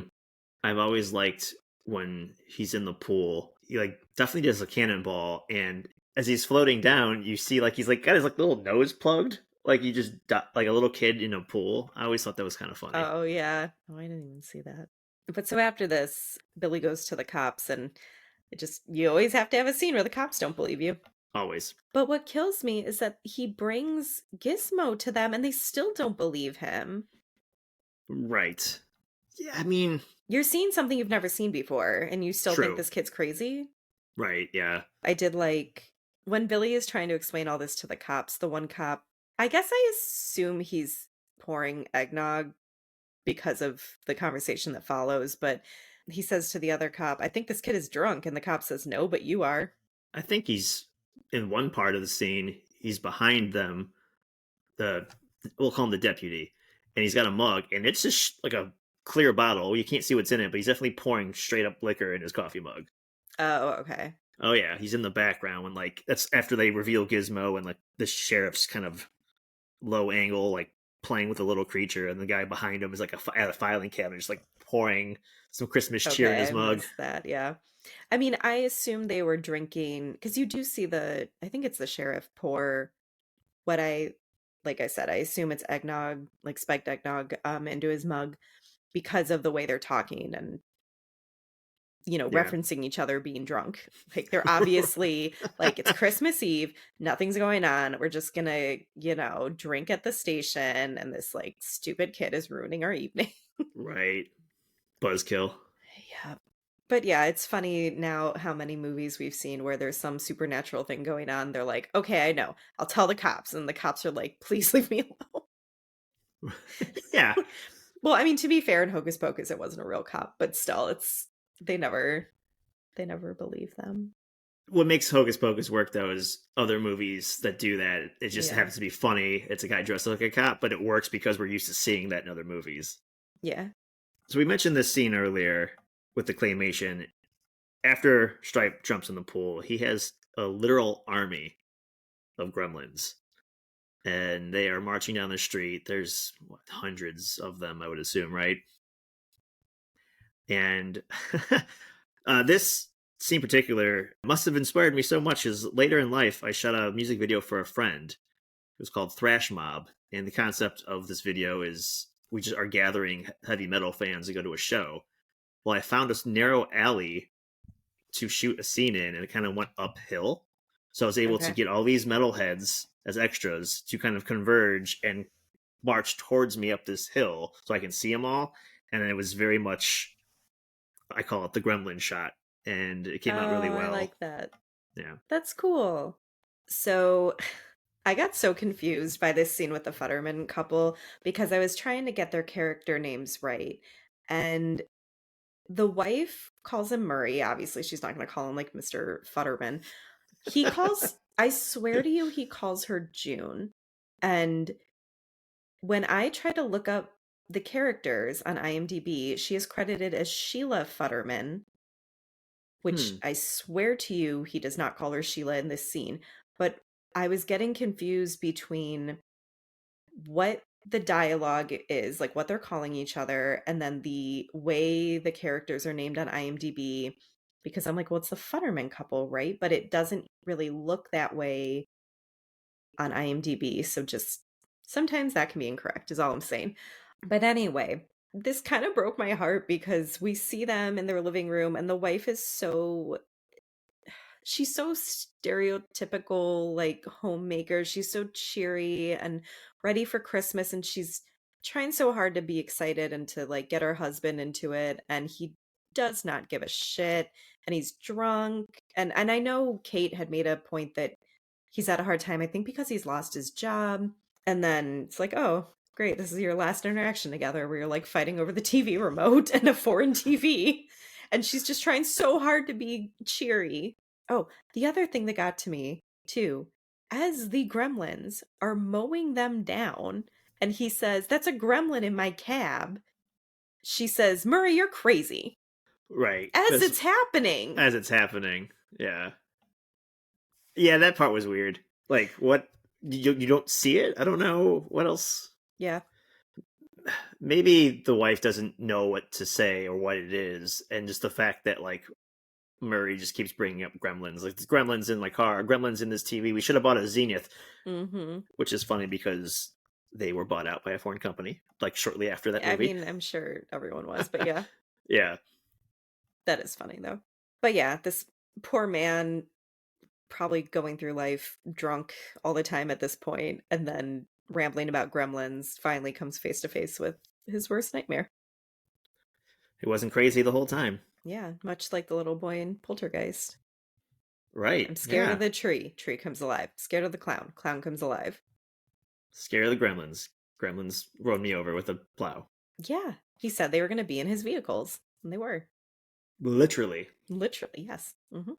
This next scene is when we see the priest putting some mail in the mailbox, and he obviously hears something. We know it's a gremlin or two in the mailbox. I thought this was kind of shitty though, because the next guy that comes by kind of steps ahead of him, and the priest says, "Oh, you're gonna put some mail in the mailbox? Be my guest." And I feel like he was setting this guy up almost because he knew something was in there. Right. Yeah. And A the other dick. guy's the one that really gets attacked. Yeah, because he puts his hand in there. Hmm. 'Cause he's like, I think he's like putting a package, and he wants to make sure it doesn't break or whatever. I Yeah, don't he know. reaches into there further than the priest. Well, I think the priest also, he just tossed a letter in there and it just gets like thrown back up at him, if I remember correctly. Yeah, the gremlins don't speak much, and they usually say one word a lot, and Hmm. always makes me giggle. It's always just they say Yeah. caca. They like think they call it Oh, gizmo caca. They basically they're hungry. They're hungry little monsters, yeah. and they can't eat the letters, so they throw them out and go caca, and they throw the letters out. At the Hmm. school, he eats a Snickers, but then he goes to eat an apple, and he throws the apple at Billy and calls it caca. Oh, Gremlins are I basically missed that. no, he did. It's before he gets a scratch on his hand.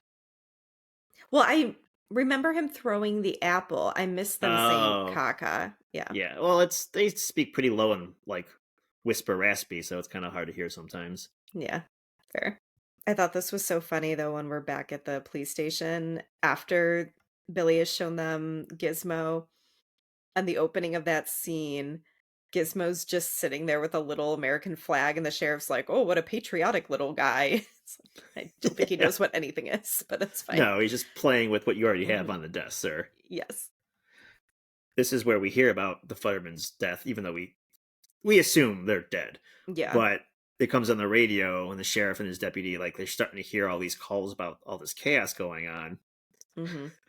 And the deputy's like, all right, let me drive. And the sheriff says, no, you're drunk. You always get to drive. I'm the sheriff, asshole. Yeah. I don't know if I've ever caught that back and forth before, because they're kind of leaving, they're off screen and Hmm. half out the door. It's just silly. No, the cops are really funny. They play off each other well too. But this brings us to Mrs. Deagle dying. This is the scene I always remembered from when I was a kid, like her flying out the Yes. window. Yes, 100%. I could not help feeling a little bad for her. Like this actress just does a great job. One like after she sees the gremlins and she's like shrieking and locking the door saying she's not ready to go and like I'm just saying I felt sympathy for her in that moment. So like she obviously did a good job. Yes, the actress did a good job. Hmm. But I'm not talking about the actress. I'm talking about Miss Deagle right now. Yeah, I know. So, first of all, we can agree, fuck her. She tried to Yeah, kill I a know. dog. Yes, she's a But she's horrible also person. Yes. she's also a liar.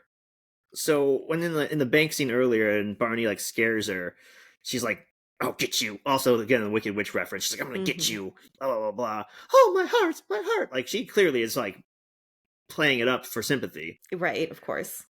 In this scene, she does the same thing to nobody, so maybe her heart really is weak. But she wants to throw a pitcher of water on who she thinks is a bunch of children singing Christmas carols Right, yes. in the cold winter. Like that's kind of a shitty thing to do. I Of find it course. ironic that it's a pitcher of water though, because if she actually went all the way through it, because she gets startled and stops, that would have been even funnier. Because then the gremlins would have been like bubbling up, and there'd be more gremlins to attack her. Yeah, that's true. Um, Also, love that the gremlins are dressed up like carolers. They have scarves and hats, and they're Yes. kind of cute in a gross way. No, they are. My favorite thing is when the gremlins dress up because it's so nonsensical, but also they look cute, but not Yeah. it's cute that they dress up, but they are not Hmm. cute, I guess. Yeah. But I'm with you there. When she slams the door and runs to her little chair, something I noticed this time. We've always heard her like, "Oh, I'm not ready. I'm not ready." But this time, I think I heard like a, "They're here for me. I'm not ready." Who Yes. is here for you, ma'am? Do you know you're an evil person and you think these are demons dragging you to hell because you deserve it? Yeah, I assumed she was thinking this was some sort of Grim Reaper situation, but yeah, that could be it too. Another Scrooge moment. Yep. Mhm. Boom. Good point.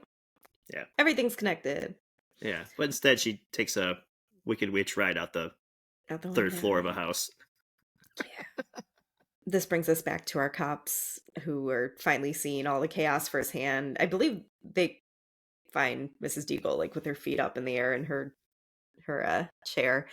But when this guy dressed as Santa is being attacked by the gremlins, and the one cop is like, "It's supposed to be Christmas. What the hell's going on?" And he's like, "I would really like to go back to the station now."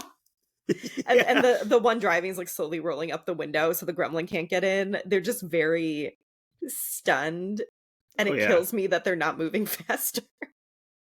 It kills me that they're not helping this guy being attacked. Well, that too. Yeah, they're just like, "Oh, I'm gonna slowly back away and pretend I didn't see this. Bye." Yeah, I mean, there's probably not much you can do.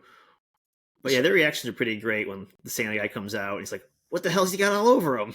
Yeah. No, they have great lines. We keep hearing Rockin' Ricky here and there through the movie, as I mentioned earlier. That Yeah. he's talking on the cop's car because he listens to the radio, and he's talking about reports of little green men. We hear it again in, I think it's Billy's car when they're Mhm. going to go get Kate, Yes. who's at the bar working. And he says something about, "I don't want any more crazy calls. It's Christmas, not Halloween. I don't want to hear any more of this Orson Welles crap." Yeah. I'd never really picked up on that before. I just I heard about the crazy calls, and it's essentially background noise to me. And when you're Mhm. taking notes, you're trying to pay attention to every detail. I'm like, oh, that's kind of clever. I like that a lot.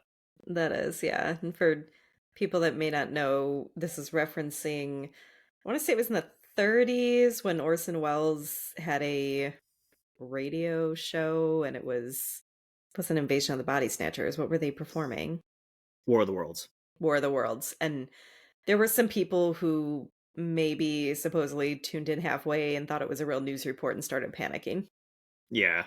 I love the whole bar scene though. My personal favorite is when they have the leg warmers on and they're dancing. Yeah. The whole scene's silly, and it gets sillier and sillier. I love the Mhm. little music they're playing. I love the one that's on the fan, and Kate Mhm. turns it on and goes faster. Yep. I mean, this whole scene is just eye candy of silliness and Yes. references. I think I'll see something different every time. Yeah, it's one of those scenes for sure because there's so many moments that they focus on with like Gremlins doing different things. I can't remember who said it, but one of the interviews I read, either Joe Dante or Chris Wallace had pointed out that the Flasher one got really popular, and there was even a toy of it. That because one of the Gremlins has a little trench coat on and it flashes Kate, which like obviously they're naked all the time anyway. There was nothing going on here, but how did it get a tiny trench coat? How do they get any of the tiny clothes they wear? Yeah. Tiny leg warmers, Yep. tiny ski masks. Where do its ears go? Oh, yeah. Oh, I would like to point out the one that with the ski mask that, tries to well, it kind of acts like it's holding Kate up, but it's really just pointing a gun at her like terrifyingly. You just see like its little mouth in that circle, but because the ski mask has a stripe on it, I always think it looks like a weird Ninja Turtle. And Huh. I think part of it is because you don't see the ears anymore. I Hmm. think that's why it looks so weird to me. But it Yeah. looks like this tiny round head, and then with the stripe, to me, it looks like a Ninja Turtle, but like I could. tiny. Right. I could see that. This is what I always thought when I was a kid, and I saw that part. So Chris Wayless said, Dory's Tavern was just insane. By this point, I'm running on empty, and we're only about halfway through the production. And Joe puts up this sheet on a wall to the crew. Anybody who comes up with a great idea for the Gremlins to do anything, just write stuff down and we'll try and shoot everything. And I'm like, that's going to kill us. And they used real food and beer for all of this. So, like I said, a lot of the Gremlins would break. And even if they didn't break, it would take them a while sometimes to get them doing one motion. So it took them a really long time to get everything they needed for this scene. And this is Joe Dante. After a couple of weeks of beer and popcorn, it really smelled bad. And poor Phoebe, she turned green and all of the garbage and having to do things over and over because the gremlins didn't work. I mean, that's the other thing about the actors. They have to be very patient. It's like working with animals. Apparently, at some point, they were, filming part of this and Phoebe screamed and they were like, "Oh, wow, that's great. That's very convincing." And she's like, "No, there's a huge cockroach on the counter and it's real." Like because they had just had this like dirty set for days because they weren't done with that scene yet. So they're using real beer and popcorn and other food into mechanical things that are already malfunctioning. Great. Good idea. I was surprised that they used real beer because usually you don't see that. And no one's drinking it besides gremlins. Well, still, I'm just surprised they had alcohol on the set, I guess. Okay, so this brings us to the scene where Billy saves Kate, and Kate tells us why she hates Christmas. And she's kind of like, great, this is another reason to hate Christmas. Like, gremlins are attacking my town. And Billy is very shocked by this, which I feel like he should not be considering what she said about Christmas earlier. Billy's just like such a sweet summer child in comparison. Like what? You don't enjoy Christmas? She tells him this story about her dad going missing around Christmas. They find him in the chimney because she had lit a fire in the fireplace and they could smell him in the chimney. And apparently he had tried to play Santa and slipped and broke his neck, fell into the chimney. I don't know. I think he broke his Um, neck in the chimney. that maybe makes more sense. He tried So to literally be Santa and come down the chimney.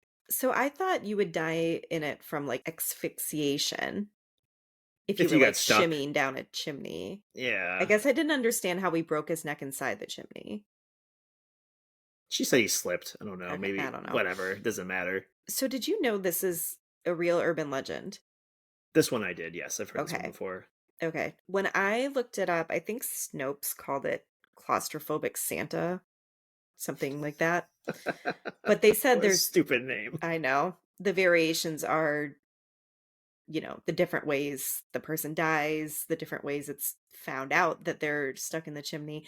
I had never known this. I just thought it was made up for Gremlins.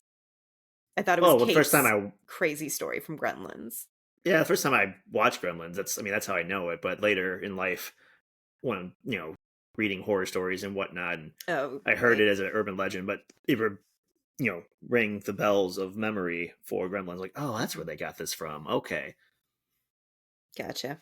Okay, this is Joe Dante talking about that scene. Phoebe knew that that speech had not been written for her character, but it was actually written in the earlier version of the movie for the owner of a McDonald's that the gremlins trash and they eat all the people, but not the McDonald's. So we mentioned that. Apparently, the McDonald's owner was going to talk about that. They cut that scene, obviously. But I like the speech. The studio exec said, let's give her the idea that she doesn't like Christmas, but you have to explain why. And the speech was perfect to explain why. And then Billy, Zach Galligan, she thought it was going to be her big moment. And it is because it's 40 years later and we're still talking about it. She knew that the rest of her part was pretty much attractive love interest, and this was her really meaty scene and chance to really make a lasting impact. And to her credit, she was 100% correct. Yeah. I would agree with that. The studio, after the movie was all edited rather, they wanted to cut the scene because they said it wasn't clear if it was supposed to be sad or scary. And Joe Dante's response was that that's why it's a great representation of the film. It's horror and comedy combined, it's both senses throughout the whole film. Spielberg apparently did not like the scene either, but said it was Joe Dante's movie. It was his project. So if he thought it should stay in, it should stay in. And all I could think of is this came out 2 years after Poltergeist, so maybe Spielberg was stepping back a little bit. He's learned. He's learned. If you did not listen to our Poltergeist episode, there was literally a lawsuit because there was so much back and forth over whether Tobe Hooper or Steven Spielberg was the real director of Poltergeist. And apparently, Spielberg was on set a lot, despite not being the actual credited director. And directing, cast and Directing crew. actors, yes. Yep. Whoops. Yeah. Yeah. Whoops. Yeah, this scene definitely works. I remember being little, and maybe the first one where she talks about the suicide probably didn't trigger anything, but this one with her dad dying and being trapped in the chimney, I remember being a little kid thinking, Jesus Christ, man, this is insane. This is dark. Yes. Well, and especially that last line where she says, and that's how I also found out there was no Santa Claus, Right. which can't help feeling like that makes it all a little silly, as if that is the more important part, more important than her dad dying. Apparently, that in particular, though, did upset a lot of parents. The part where it accidentally tells all their children there's no Santa Claus. Whoops. I mean, of all the things you could be upset about. Yeah, that's Like, the one. to be fair, we've never done Santa, so I would not care. But it's just funny to me because there are some things that I think would genuinely scare my kid or gross him out and maybe cause him to not go to sleep at night. And I would personally be more upset about me having to be up with him. Mm-hmm. But apparently, there were parents yelling at theater managers that this was not actually a kid's movie and it had been like misrepresented. But the thing they were most mad about was the Santa. I just laughed at that line because of what's going on with her father. Like, that's kind of silly hearing it, like, out of Yes. context. Hmm. But then kind of, I don't know if she mentions her age when that happens, Oh, but right. I think that line is to give us a hint that she was young enough to still believe. And Yes. that's how, like, even more traumatizing for her. She was a very young Kate, Yes, or at definitely. least one can assume. Hmm. That's my assumption as well. The next scene is the Gremlins all at the movie theater watching Snow White. Again, love how everyone has their own little different crazy thing they're doing in the theater. My personal favorite is the gremlin with the popcorn bag on either ear. Yeah, that's one of my favorites as well. I also love that these like evil little things are completely charmed by Snow White and the Seven Dwarfs. Right. Music, or musicals in this Or case, musicals, yeah. soothe the savage beast. Yeah. There was something I read in one of the, anniversary articles about Gremlins where one of it might have been Joe Dante said that Walt Disney let them use Snow White and the Seven Dwarfs easier than they expected them to. And it was something about how they probably didn't want to get on the wrong side of Steven Spielberg. Meanwhile, Spielberg has his own production studio to pump out movies to compete with Disney. Right. I think, from what I understand, I think they were still like hoping to work with him. Sure. I don't know. I get confused sometimes because I know things like Indiana Jones are on the Disney streaming service now, but at the time, I think there have been like studio purchases and studios combining now Yeah, because that that were was not, Paramount. yeah, that were separate before. Yeah, it's like there's like three studios now because they've all Yeah, combined. it's ridiculous. It is ridiculous. I agree. But Billy and Kate blow up the movie theater. I found a quote from Phoebe Cates where she was talking about how lax the safety regulations were in the 80s because when they filmed this scene, it was a real explosion. And she had said something to the guys in charge of the explosion, like, okay, like, we're all good to go. It's going to be safe, right? And something about safety precautions. And they said, well, it's all packed in there really tight. And she was like, well, okay, but what about safety precautions? They're like, no, it's packed in tight, ready to go. And she was like, okay. And she did say that they were, close enough to feel it. Because they really were hiding behind whatever they're hiding behind in the movie. And she said you could see it was strong enough that it blew the doors off. And she felt like it was going to singe her eyebrows off because she could feel the heat. Damn. And it's so bizarre to me that we keep having people from the 80s saying things like, oh, safety regulations were really lax. And guess I thought we had fixed some of that by then, but never mind. No, we're just gonna blow up a real theater in front of our actors, and we're gonna throw plates at another actress, and Right. that part's funny. I didn't know that. That's hilarious. She I actually was know. like fending herself off from the prop director. Right. Yeah. Oh my god. That Oh, makes the scene that much better. yeah, I agree. Maybe my imagination is strong here, but early in the movie, and I didn't take this note down because I thought it was crazy. Opening shot, Steven Spielberg presents Gremlins. Like something about the town square, even though it's covered in snow, it gave me like Back to the Future vibes. I don't know why. Maybe just small town, middle of America. The scene where they're running from the theater's like at the end of the street, in the middle of the street. I had to write it down here. I'm like, is this like same street as Back to the Future? Are they on the same lot? Because that definitely looked like Back to the Future to me, even though again, covered in snow, different props, different time period. But I mean, Yes, they are on the same lot. are you fucking serious? I am serious. They filmed it on the same lot. Yes. I'm so good at my face game. I'm doing it with lots now. Yeah, I didn't want to include it in the notes once I saw your note. Holy shit. So, congratulations. Very good job. Damn. My wife and Tom will be listening to this and they're going to go, I hate this guy. They know why. They don't want. But they don't kill all the gremlins Right. because Stripe ran out of snacks and he leaves and he breaks into a department store. And when they do the explosion, they turn and they see Stripe like eating licorice or something. And like, oh, Yeah. damn it. This guy Hmm. again. Yes. So they all like break into this mall or department store, whatever it is, like through the candy shop window. I do like that you see Stripe running away on a skateboard. I don't know why Yeah, this is so funny to me. because they're little monsters doing these silly things that makes them cute even when they're being scary. It's just funny. Yeah.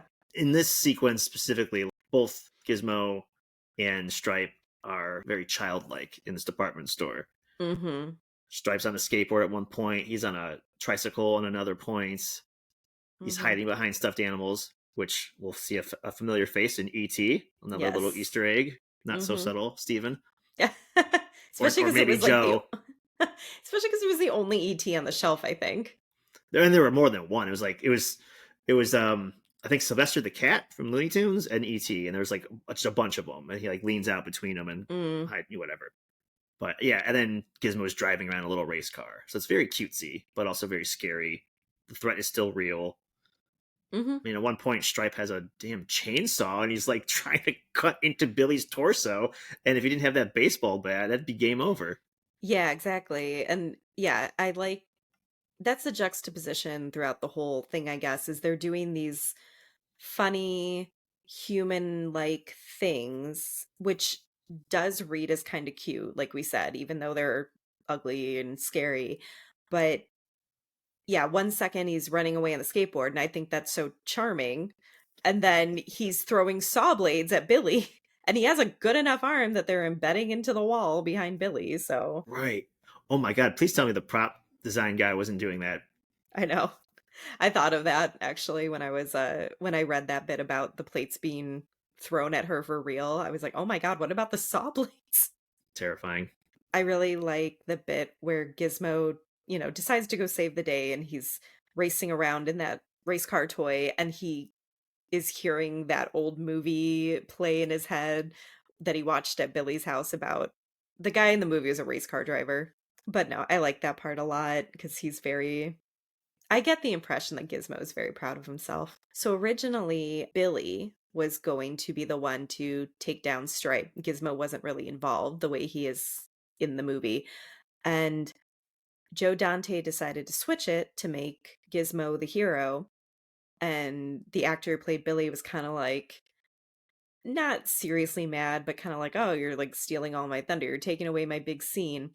And Joe Dante said, "Look, this movie is called Gremlins. It's not called Billy Peltzer Saves Kingdom Falls on Christmas Eve," or something like that. And I was like, you know what? Touche. Damn, Dante. Yeah, I know. Also, he's right. He's right. Yeah, yeah. I mean, first of all, Billy's getting his ass kicked.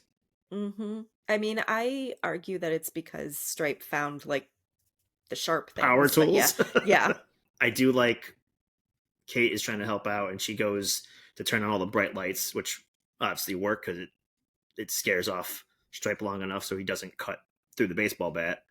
I could not help this time thinking about Ellie in Jurassic Park in the shed turning on all the breakers. yes. That's a good point. You mentioned the dog actually reacting to the gremlins and whatnot, and you see Hmm. it here because Barney's also there to save the day, and Hmm. Gizmo's driving around, and clearly it's like a little thing in a remote control car, and he like is coming from the left, and Barney's coming from the right, and like he kind of cuts him off, and the dog like is startled and jumps up, and then tries to jump at it and jump back, and it's funny knowing that this is all just the dog reacting to props and toys. Yeah, I also like that when Gizmo almost ran into Barney, you hear his little Howie Mandel voice go, vroom, vroom, yeah, like drive away again. yeah. I do like the little noises that come out of Gizmo in particular. Apparently, Howie Mandel worked with Joe Dante to re-record some of those little things in different languages for the other markets because it was just, random words here and there and it really humanized him. But that's lost, kind of, Yeah. if you don't know the language that he's speaking. So they just dubbed little bits of dialogue in different languages, and they think that really, according to them, especially Joe Dante, he thinks that's why it did so well internationally because Who's to say? they threw in little things, like I said, for different countries. Yeah, I don't know if that's going to make it a global box office success or not, but Yeah. I do appreciate the thought behind that too, like the attention to detail. Yeah, Absolutely. exactly. That's a lot of work. But this brings us to, Stripe finally being defeated. They're peeling parts of the greenhouse off so that the light can get through, while Stripe is also trying to jump into this fountain that has just turned on to, multiply himself. Stripe melting to me was probably the scariest thing when I was a kid. Like the scariest bit of the whole movie. I don't feel like the gremlins really scared me, even though they looked obviously not as cute as Gizmo. They still did funny things.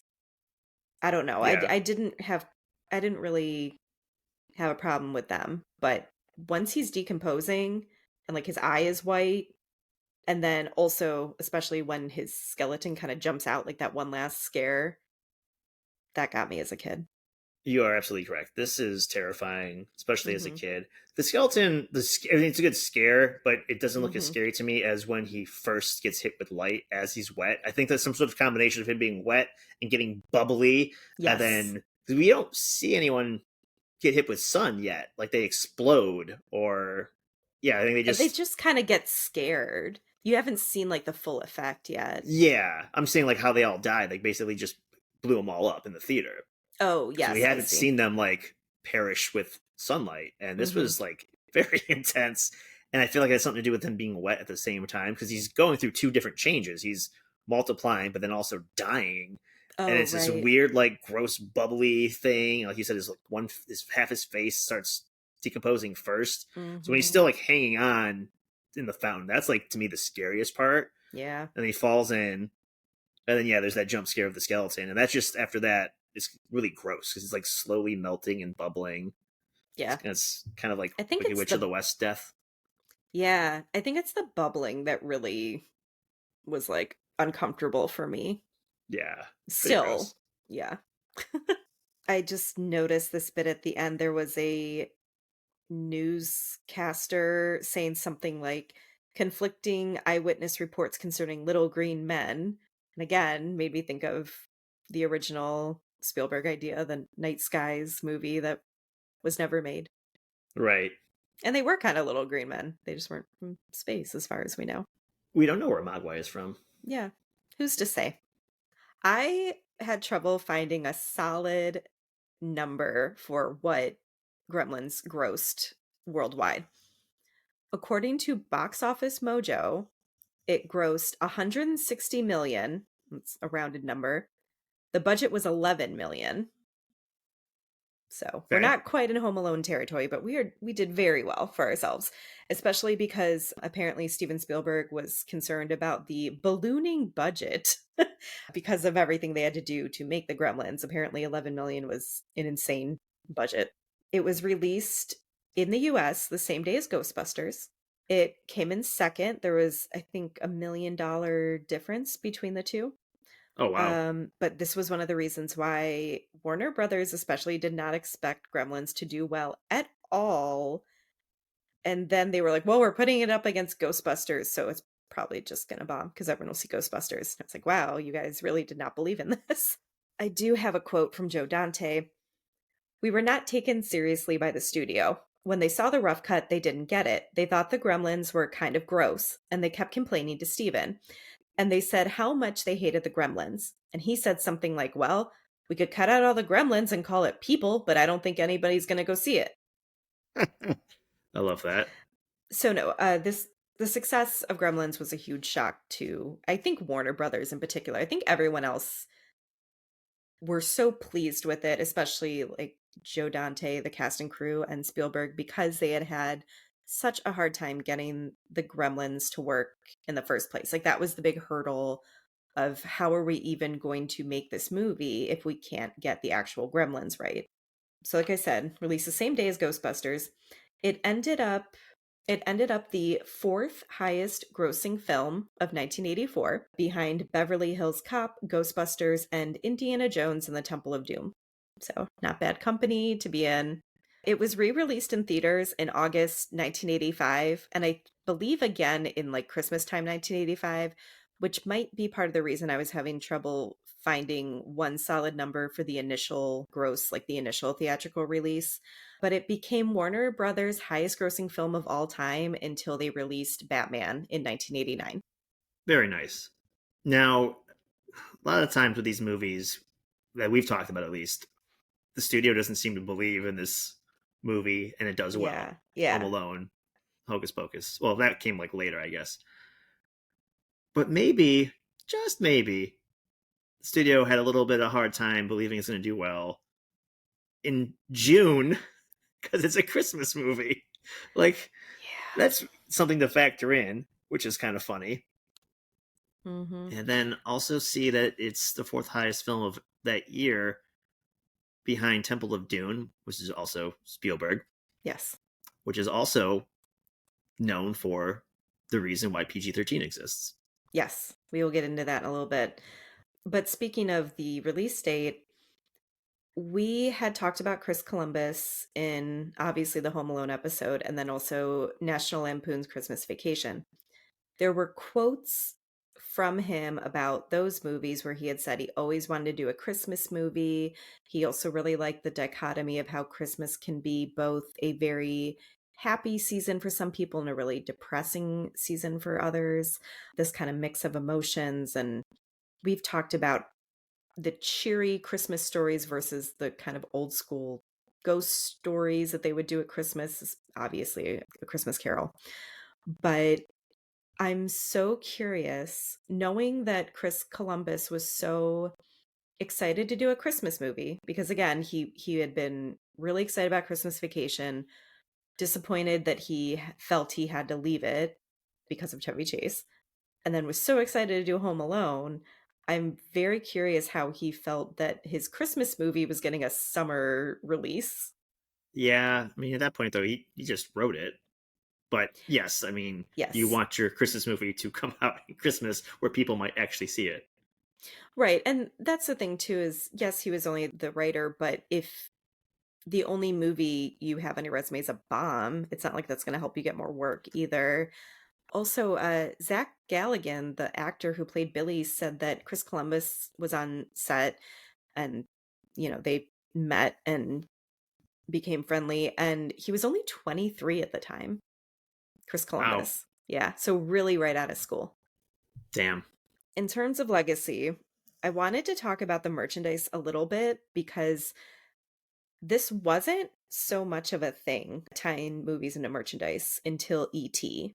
And even the executive from Warner Brothers that I had mentioned earlier said that Warner Brothers had not been great at merchandising until Gremlins, which is very funny to me because they really went nuts, as you will see. I also think this is part of the reason why people thought it was a kids' movie because, first of all, they had the Gizmo stuffed animals and Gizmo toys, which obviously create the illusion of a children's movie. Like, you can't get away from that. Okay, so 1984, the Gizmo stuffed animal was one of the most popular Christmas gifts. They had a Gremlins breakfast cereal. They had product placement with Hardee's, the fast food chain, that included a series of 5 book and cassette adaptations of the Gremlins film. Again, kid stuff. Novel and comic book adaptations, also in 1984. Atari released a Gremlins video game in both 84 and 86, two different versions. There was a PC game called Gremlins The Adventure that came out in 85. So this is all close enough to the movie release that again I assume by 1985 people like knew what they were getting into with Gremlins, but I can see why these poor parents were shocked maybe when they took their kids to see it. Hmm. But just in terms of enduring legacy, a Gizmo Furby was released in 1999. Game Boy Color released Gremlins Unleashed in 2001. Gremlins Gizmo was released in 2011 for Nintendo DS and Wii.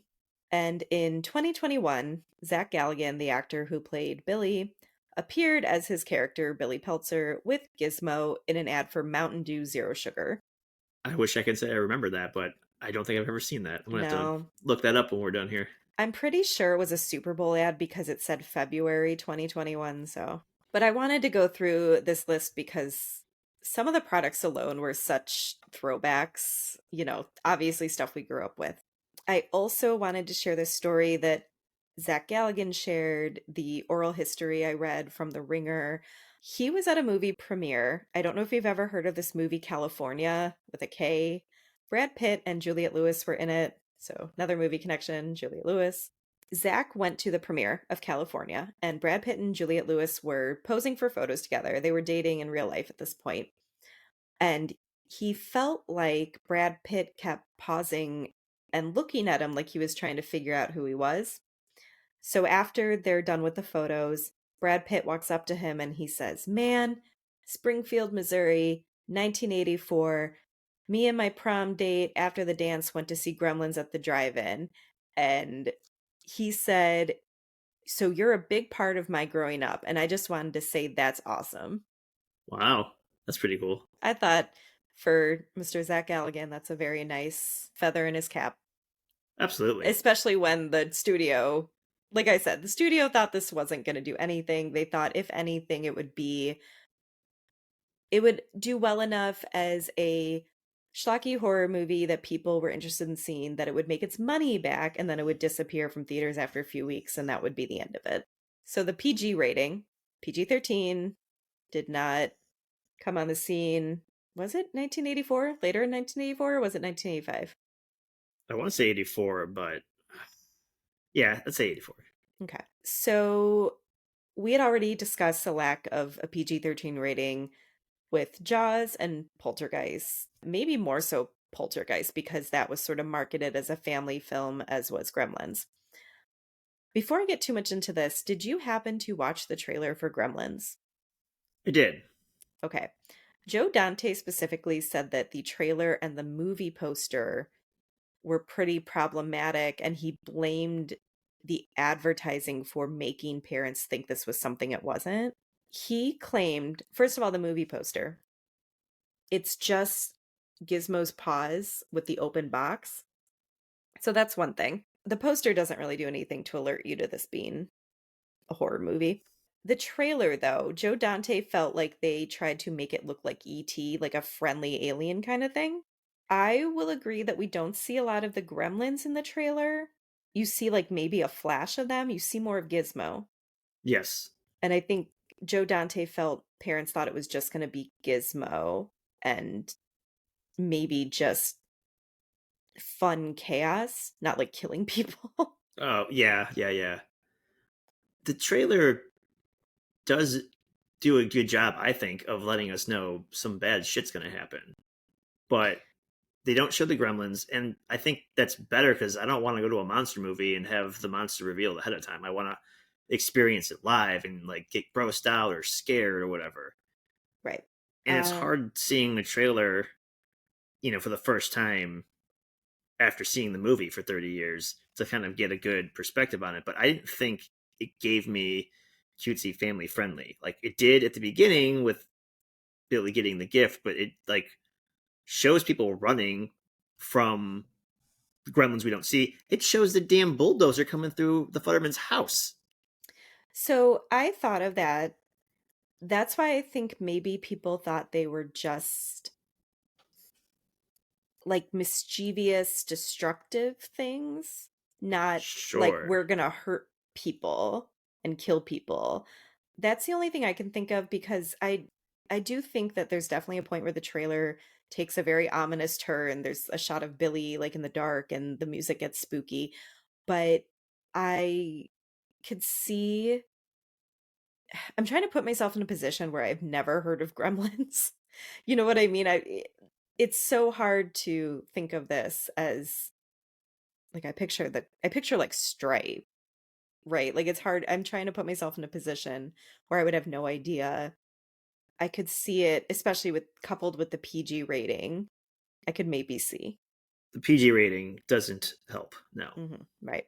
That being said, in 1983, 84, when it was being promoted, I mean, but like we said, there's context clues. If we try to take ourselves out of it, there is the scary music. There is people running and things being crashed through. And Mm-hmm. sure, and this is the 80s. It was PG. We didn't know what to expect. I want to fast forward to either Logan or Deadpool, whichever one came out first. It is a comic book inspired movie, rated R, Mm-hmm. clearly rated R, and advertised as such. Parents took their kids there and were mad because there's Yeah. the violence and the swearing. It's like, well, maybe if you pay attention to the trailer, like in their defense in the 80s, Gremlins rated PG. Okay, fine. Trailer doesn't look as maybe. I mean, there are some animated movies that are kind of creepy that are rated G, but the way they're drawn or where the bad guys act, and there's definitely deaths in animated movies. Mm-hmm. But I don't know. Maybe some parents just sometimes take a little credit Yeah. for themselves being lack of paying attention. I don't know how else to word that, but No, I get that. I had this situation because I worked at a movie theater after college, and either Kick-Ass 1 or 2 was playing, and we kept having parents taking their kids, their little kids, and it's rated R for anyone that doesn't know, and sometimes they would be upset, sometimes the kids looked a little upset leaving it, and they're just, like, bewildered. I get what you're saying. I don't know if there were as many similar references in the mid-80s, especially because you sure. didn't have that middle ground of a rating. But usually Indiana Jones and the Temple of Doom is cited as the big catalyst for PG-13 coming on the scene. But in all the research I was looking up, it seems to be coupled with Gremlins a lot because they came out the same summer and they called it like the summer that parents got really mad about movie ratings, basically. There were all these reports I had referenced earlier where they're yelling at theater managers and people that really couldn't do anything about this, right? Steven Spielberg is credited in a lot of different articles with pushing to get this rating created. Oh, he Either, pushed. yeah, I know. Jack Valenti, who was the head of the MPAA at the time, the ratings board, he told the Associated Press that, the heart scene from Indiana Jones and the Temple of Doom was the catalyst. But here's his quote: "By today's standards, it's not a big deal, but it was pretty off putting, and there was a real problem about how to label that picture." And then Steven Spielberg said, "Everybody was screaming, screaming, screaming that it should have had an R rating, and I didn't agree." Fair enough. I don't think he ever agreed. He didn't think Poltergeist should have been R, so In Poltergeist, when like they swayed them to do PG-13, didn't he like make this like backdoor deal that eventually I will help lead the front on PG-13 or whatever it if was going to they be gave called? it a PG, that he would help them figure out a middle ground rating. Yes. There Okay. was some allusion to that. So that's why I'm saying Did he publicly push for it? Was this all meetings that he had with people Right. about his own movies? I'm not really clear. But Joe Dante, like I said, he really blamed the trailers and the marketing, saying they were deliberately imitating the color and style of ET ads from 2 years earlier. And he claimed they were hoping to draw people in based on Spielberg's producer credit, combined with sort of ET like imagery. I could see that, yeah. Joe Dante said later, the idea of taking a 4-year-old to see Gremlins, thinking it's going to be a cuddly, funny animal movie, and then seeing that it turns into a horror picture, I think people were upset. They felt like they had been sold something family friendly, and it wasn't entirely family friendly. Well, yes, 4-year-old, Yes, that'd be scary. that's Let's talk about ET for a second here. okay. Not too much because I feel like that might come up in the future. Sure, yeah.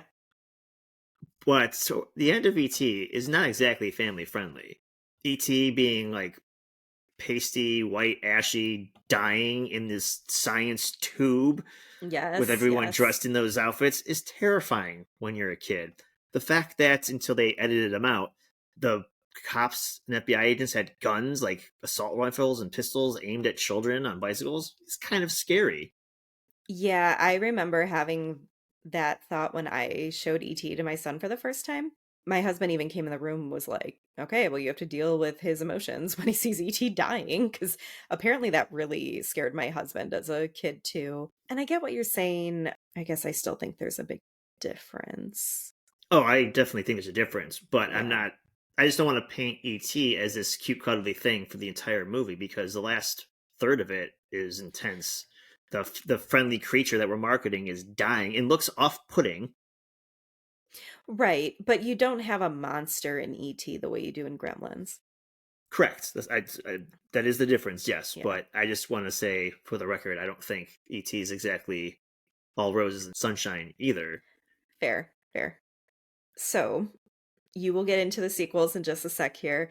I just wanted to read some quotes. Joe Dante, the director, said, when they offered me the sequel right away, when the movie was a big hit, I said, no, I can't stand any more puppets. I don't want to see any more puppets. And then poor Chris Wayless, our Gremlin supervisor, before I read you his quote, I need to point out that he had been constantly sick and exhausted on set because he was putting in such long hours trying to make everything work. And they would have these surprise visits from Warner Brothers or surprise deadlines where Warner Brothers would want to see a certain amount of footage that they'd have to, hurry up and fix some gremlins and put together the amount of footage that Warner Brothers wanted. At some point, he was so delirious on cold medicine, the way he put it, that he was walking out of the trailer and broke his ankle going down the stairs of the trailer Oh because my. yeah. So exhausted, loopy on cold meds, had a broken ankle. So this was his quote about doing a sequel. I needed a break at the end of shooting. I needed a break halfway through shooting. I was anemic and I was totally tapped out as a living creature. My wife and I went to Hawaii. I spent the first 3 days watching Sesame Street, and that's all. It was on 8 times a day, and I was just burned out. Wow. Just imagine how fried your brain has to be for Sesame Street to be all you can process. I feel like for this guy, after being around puppets all the time, it might be the last thing he'd want to watch. Oh, wow, that's a really good point. Yeah. Just saying. So why don't you tell us about Gremlins 2? So, Gremlins 2, The New Batch. This is also directed by Joe Dante. Zach, Phoebe, and Howie all return. Okay. So, you got your main three. Yeah.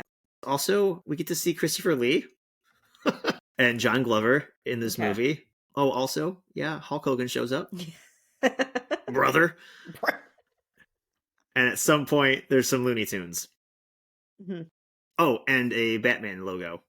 Because Warner Brothers is just really just, Oh, of course, yes. yeah. What year did this come out? June 15th, 1990.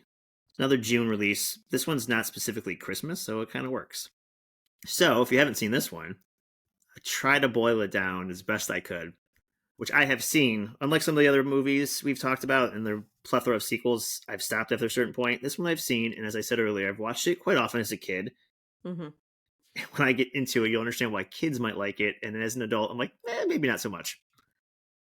So Gizmo's owner, Mr. Wing, he dies in from what I can remember, it's some sort of construction accident because he has his little shop and they're in New York, I guess, is why I get confused in the first one, and they're building skyscrapers around him, and Mm, I don't know, I think something like crushes his shop and he dies, and Gizmo crawls through the wreckage, something like that. okay. I don't fully remember. In my head, this scene is in the daylight, which can't be true because that would have killed Gizmo. Right. It's been a long Yeah, time since I've seen this movie, so this is all from memory. I've seen this a few times too, and I can't remember either. Yeah. But he's wandering the streets of New York City, and he gets picked up by some scientists. These scientists take him to this giant skyscraper that apparently has everything in it, including both Billy and Kate, who work there. Hmm. They have like a television studio, they have a science lab, obviously. They have, I don't know, it's just this crazy building with just everything you could think of in it, and it all works to the script's needs, apparently. So that's where Billy and Gizmo, reunite, and a broken drinking fountain Hmm. gets Gizmo on the head or back or whatever, gets him wet, and we make more Mogwais, which of course become Gremlins. This time the leader is Mohawk, because, let's repeat, Stripe, Mohawk. Yeah. Eventually, one of these other Gremlins becomes smart and hosts a talk show. Yeah. And when I say smart, he not only has glasses, but he can speak. He again, he's hosting a talk show. Yes. I swear, I don't know. I didn't look this up. I should have. I don't know if it's voiced by Kelsey Grammer, but if he's not, he sounds like it's like someone imitating him a little bit. I was just gonna say it makes me think of the is it the Beast from X-Men with his little glasses? And that's Kelsey Mm-hmm. Grammer too, right? Yep. Yep. Yeah, so So the smart one, he comes up with some potions and gives them to the other gremlins so they can get evolved or enhanced in some weird shape or form. And so one of them becomes a female, mhm. lipstick, boobs, wig. I don't know. Turns into a girl. One becomes a creepy spider. One turns into like a bat situation. Another one is a lightning bolt. The other one is just this crazy kooky one with googly eyes. Another one turned into like some sort of vegetable creature. And he showed up at a cooking talk show because again they have studio set in this building, and he like pops out of like a pot. I guess he pops out of like a sauce pot and scares the host. I'm imagining the Swedish chef from the Muppets with the singing vegetables. I know that's not how it is, but Not quite, but it's about as ridiculous. Eventually, Mr. Futterman sneaks into the building because he is in New York, on vacation, and wait, he's alive? yes, I do remember him in the sequel. Yeah, they don't explain it. He's just there. He's on vacation. The owner of the building, John Glover's character, he sneaks out because he's the brave guy, and Mm. Futterman sees him and he sneaks in while they're like closing up the building and whatnot. So yeah, and I think his wife's alive too. I think he mentions they're vacationing. Don't quote me on that So they because I were don't just remember. attacked by the snowplow. They weren't I killed by the guess snowplow. I thought they were killed. It seems like they were killed. They were not killed. All right. He reunites with Billy also, and he helps destroy these gremlins because memory and whatnot. And Yes, like you do. yeah, he's a little less drunk and grumpy in this one, which is nice. Gotcha. They have this idea they put this fake tarp around the building to trick the gremlins that it is nighttime to Oh, I eventually remember this part. let them either leave or pull up the curtain and burn them all. Hmm. So apparently the gremlins have no eternal clock. They never get sleepy, I guess. I don't know. We never see the gremlins like what they do in the daytime when they're not dying. Huh. Hmm. We're Yeah, watching obviously. Snow White and the Seven Dwarfs in a Right, very yeah. dark theater, yeah. Yeah, that makes sense. That fails for some reason. I think the smart one figures it out. But they end up putting all the gremlins in the lobby and then getting them wet with the sprinkler system and releasing the electric gremlin who was trapped in the phone line on hold, by the way. They release him into the crowd of gremlins and they basically electrocute them all to death. Okay. Vaguely remember this. Yeah. Oh, the bat one somehow also was immune to the sunlight and leaves and gets out into New York and freaks people out, but is dumb. It doesn't know how to fly because it's newly a bat. Yeah. And it gets like rolls around in cement and then like freezes into like a gargoyle situation. Okay. All that being said, as silly as I try to make it, if you've never seen the Key and Peele sketch about this movie, Mhm. please go find it because it is amazing. I have not seen this. Oh, we'll pause recording just for you to watch it. Okay. No, it's really good. I actually rewatched it last night and it's fucking hilarious. Okay. I just wanted to point out this little story I found when I was reading about the critical response to the first Gremlins, which overall the critical response was pretty good. Leonard Maltin, though, in particular, he was the film critic for Entertainment Tonight at the time. He had called Gremlins icky and gross. That is the quote. He had a cameo appearance in Gremlins 2, repeating this criticism of the original Gremlins as an in joke, and then he's throttled by the Gremlins. Yeah, He also gave the second film a more positive rating, which is 3 out of 4 stars. which is clearly false. The first one was more positive. He probably was scared about these gremlins trying to throttle him some more. I know. He's scared for his life now. So that was the sequel. There was also an animated series for Max that served as a prequel to the film, Hmm. the first film. It shows a young Mr. Wing and young Gizmo and their adventures together. I've never Okay. seen this. I think I remember it coming out, and I was like, I don't know. I don't know how I feel about it. Maybe because the second one left a great taste in my mouth that I didn't know how I would feel about a prequel. Yeah. Right? Like, season one is called Secrets of the Mogwai, and then season two is The Wild Batch. Okay. A little curious, but we'll see. Maybe if I ever just have downtime that to watch something brainless. But for years they talked about an actual, live action sequel. Hmm. In January 2013, Vulture reported that Warner Brothers was negotiating with Steven Spielberg and Amblin Entertainment to reboot the Gremlins franchise. In November 2015, Zach Galligan confirmed that a third film will be a sequel and not a reboot.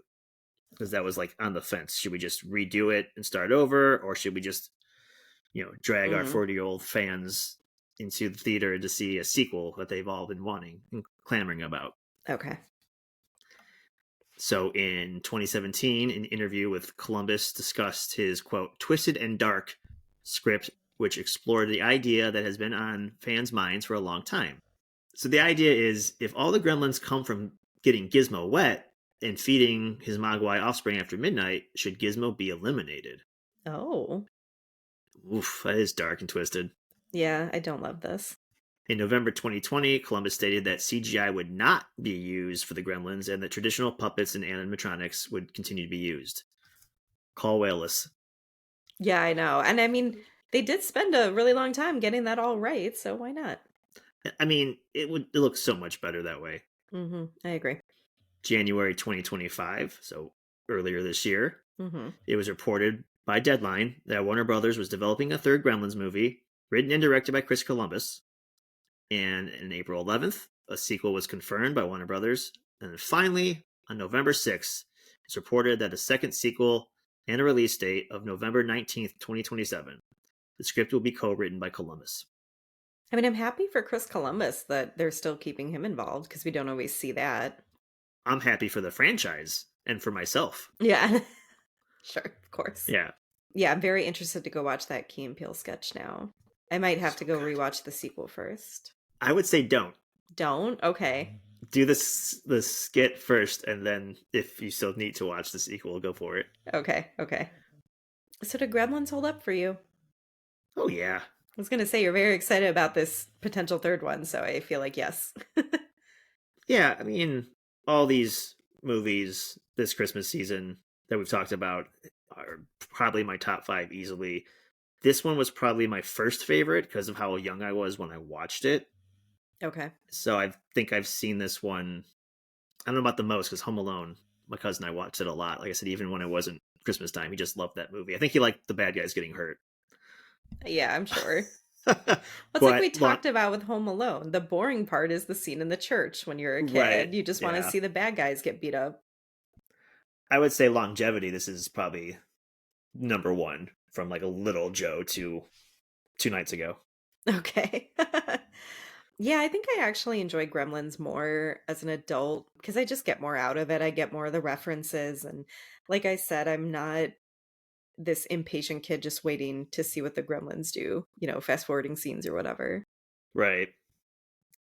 All right. We would love to hear your thoughts on Gremlins as well as your own favorite Christmas movies. You can find us on Instagram at Back Through the Lens Pod and on Facebook at Back Through the Lens. You can also email us at backthroughthelenspodcast@gmail.com. If you're listening on Spotify or Apple Podcasts, please leave us a rating and review. It's the best way to support our show. If you enjoyed our show today, please give us a like and follow for updates on new and future episodes. Our show is produced by our host, Rachel Campbell, and myself, Joe Siomek, with additional help and support from Peter Tellup of LPV Productions. Peter, Rachel, and I are also the executive producers. Our awesome logo is brought to you by Tom Faraci, and our wonderful theme song is by Matt Tarek. Thanks for listening, and stay tuned for more trips into our movie watching past on Back to the Lens.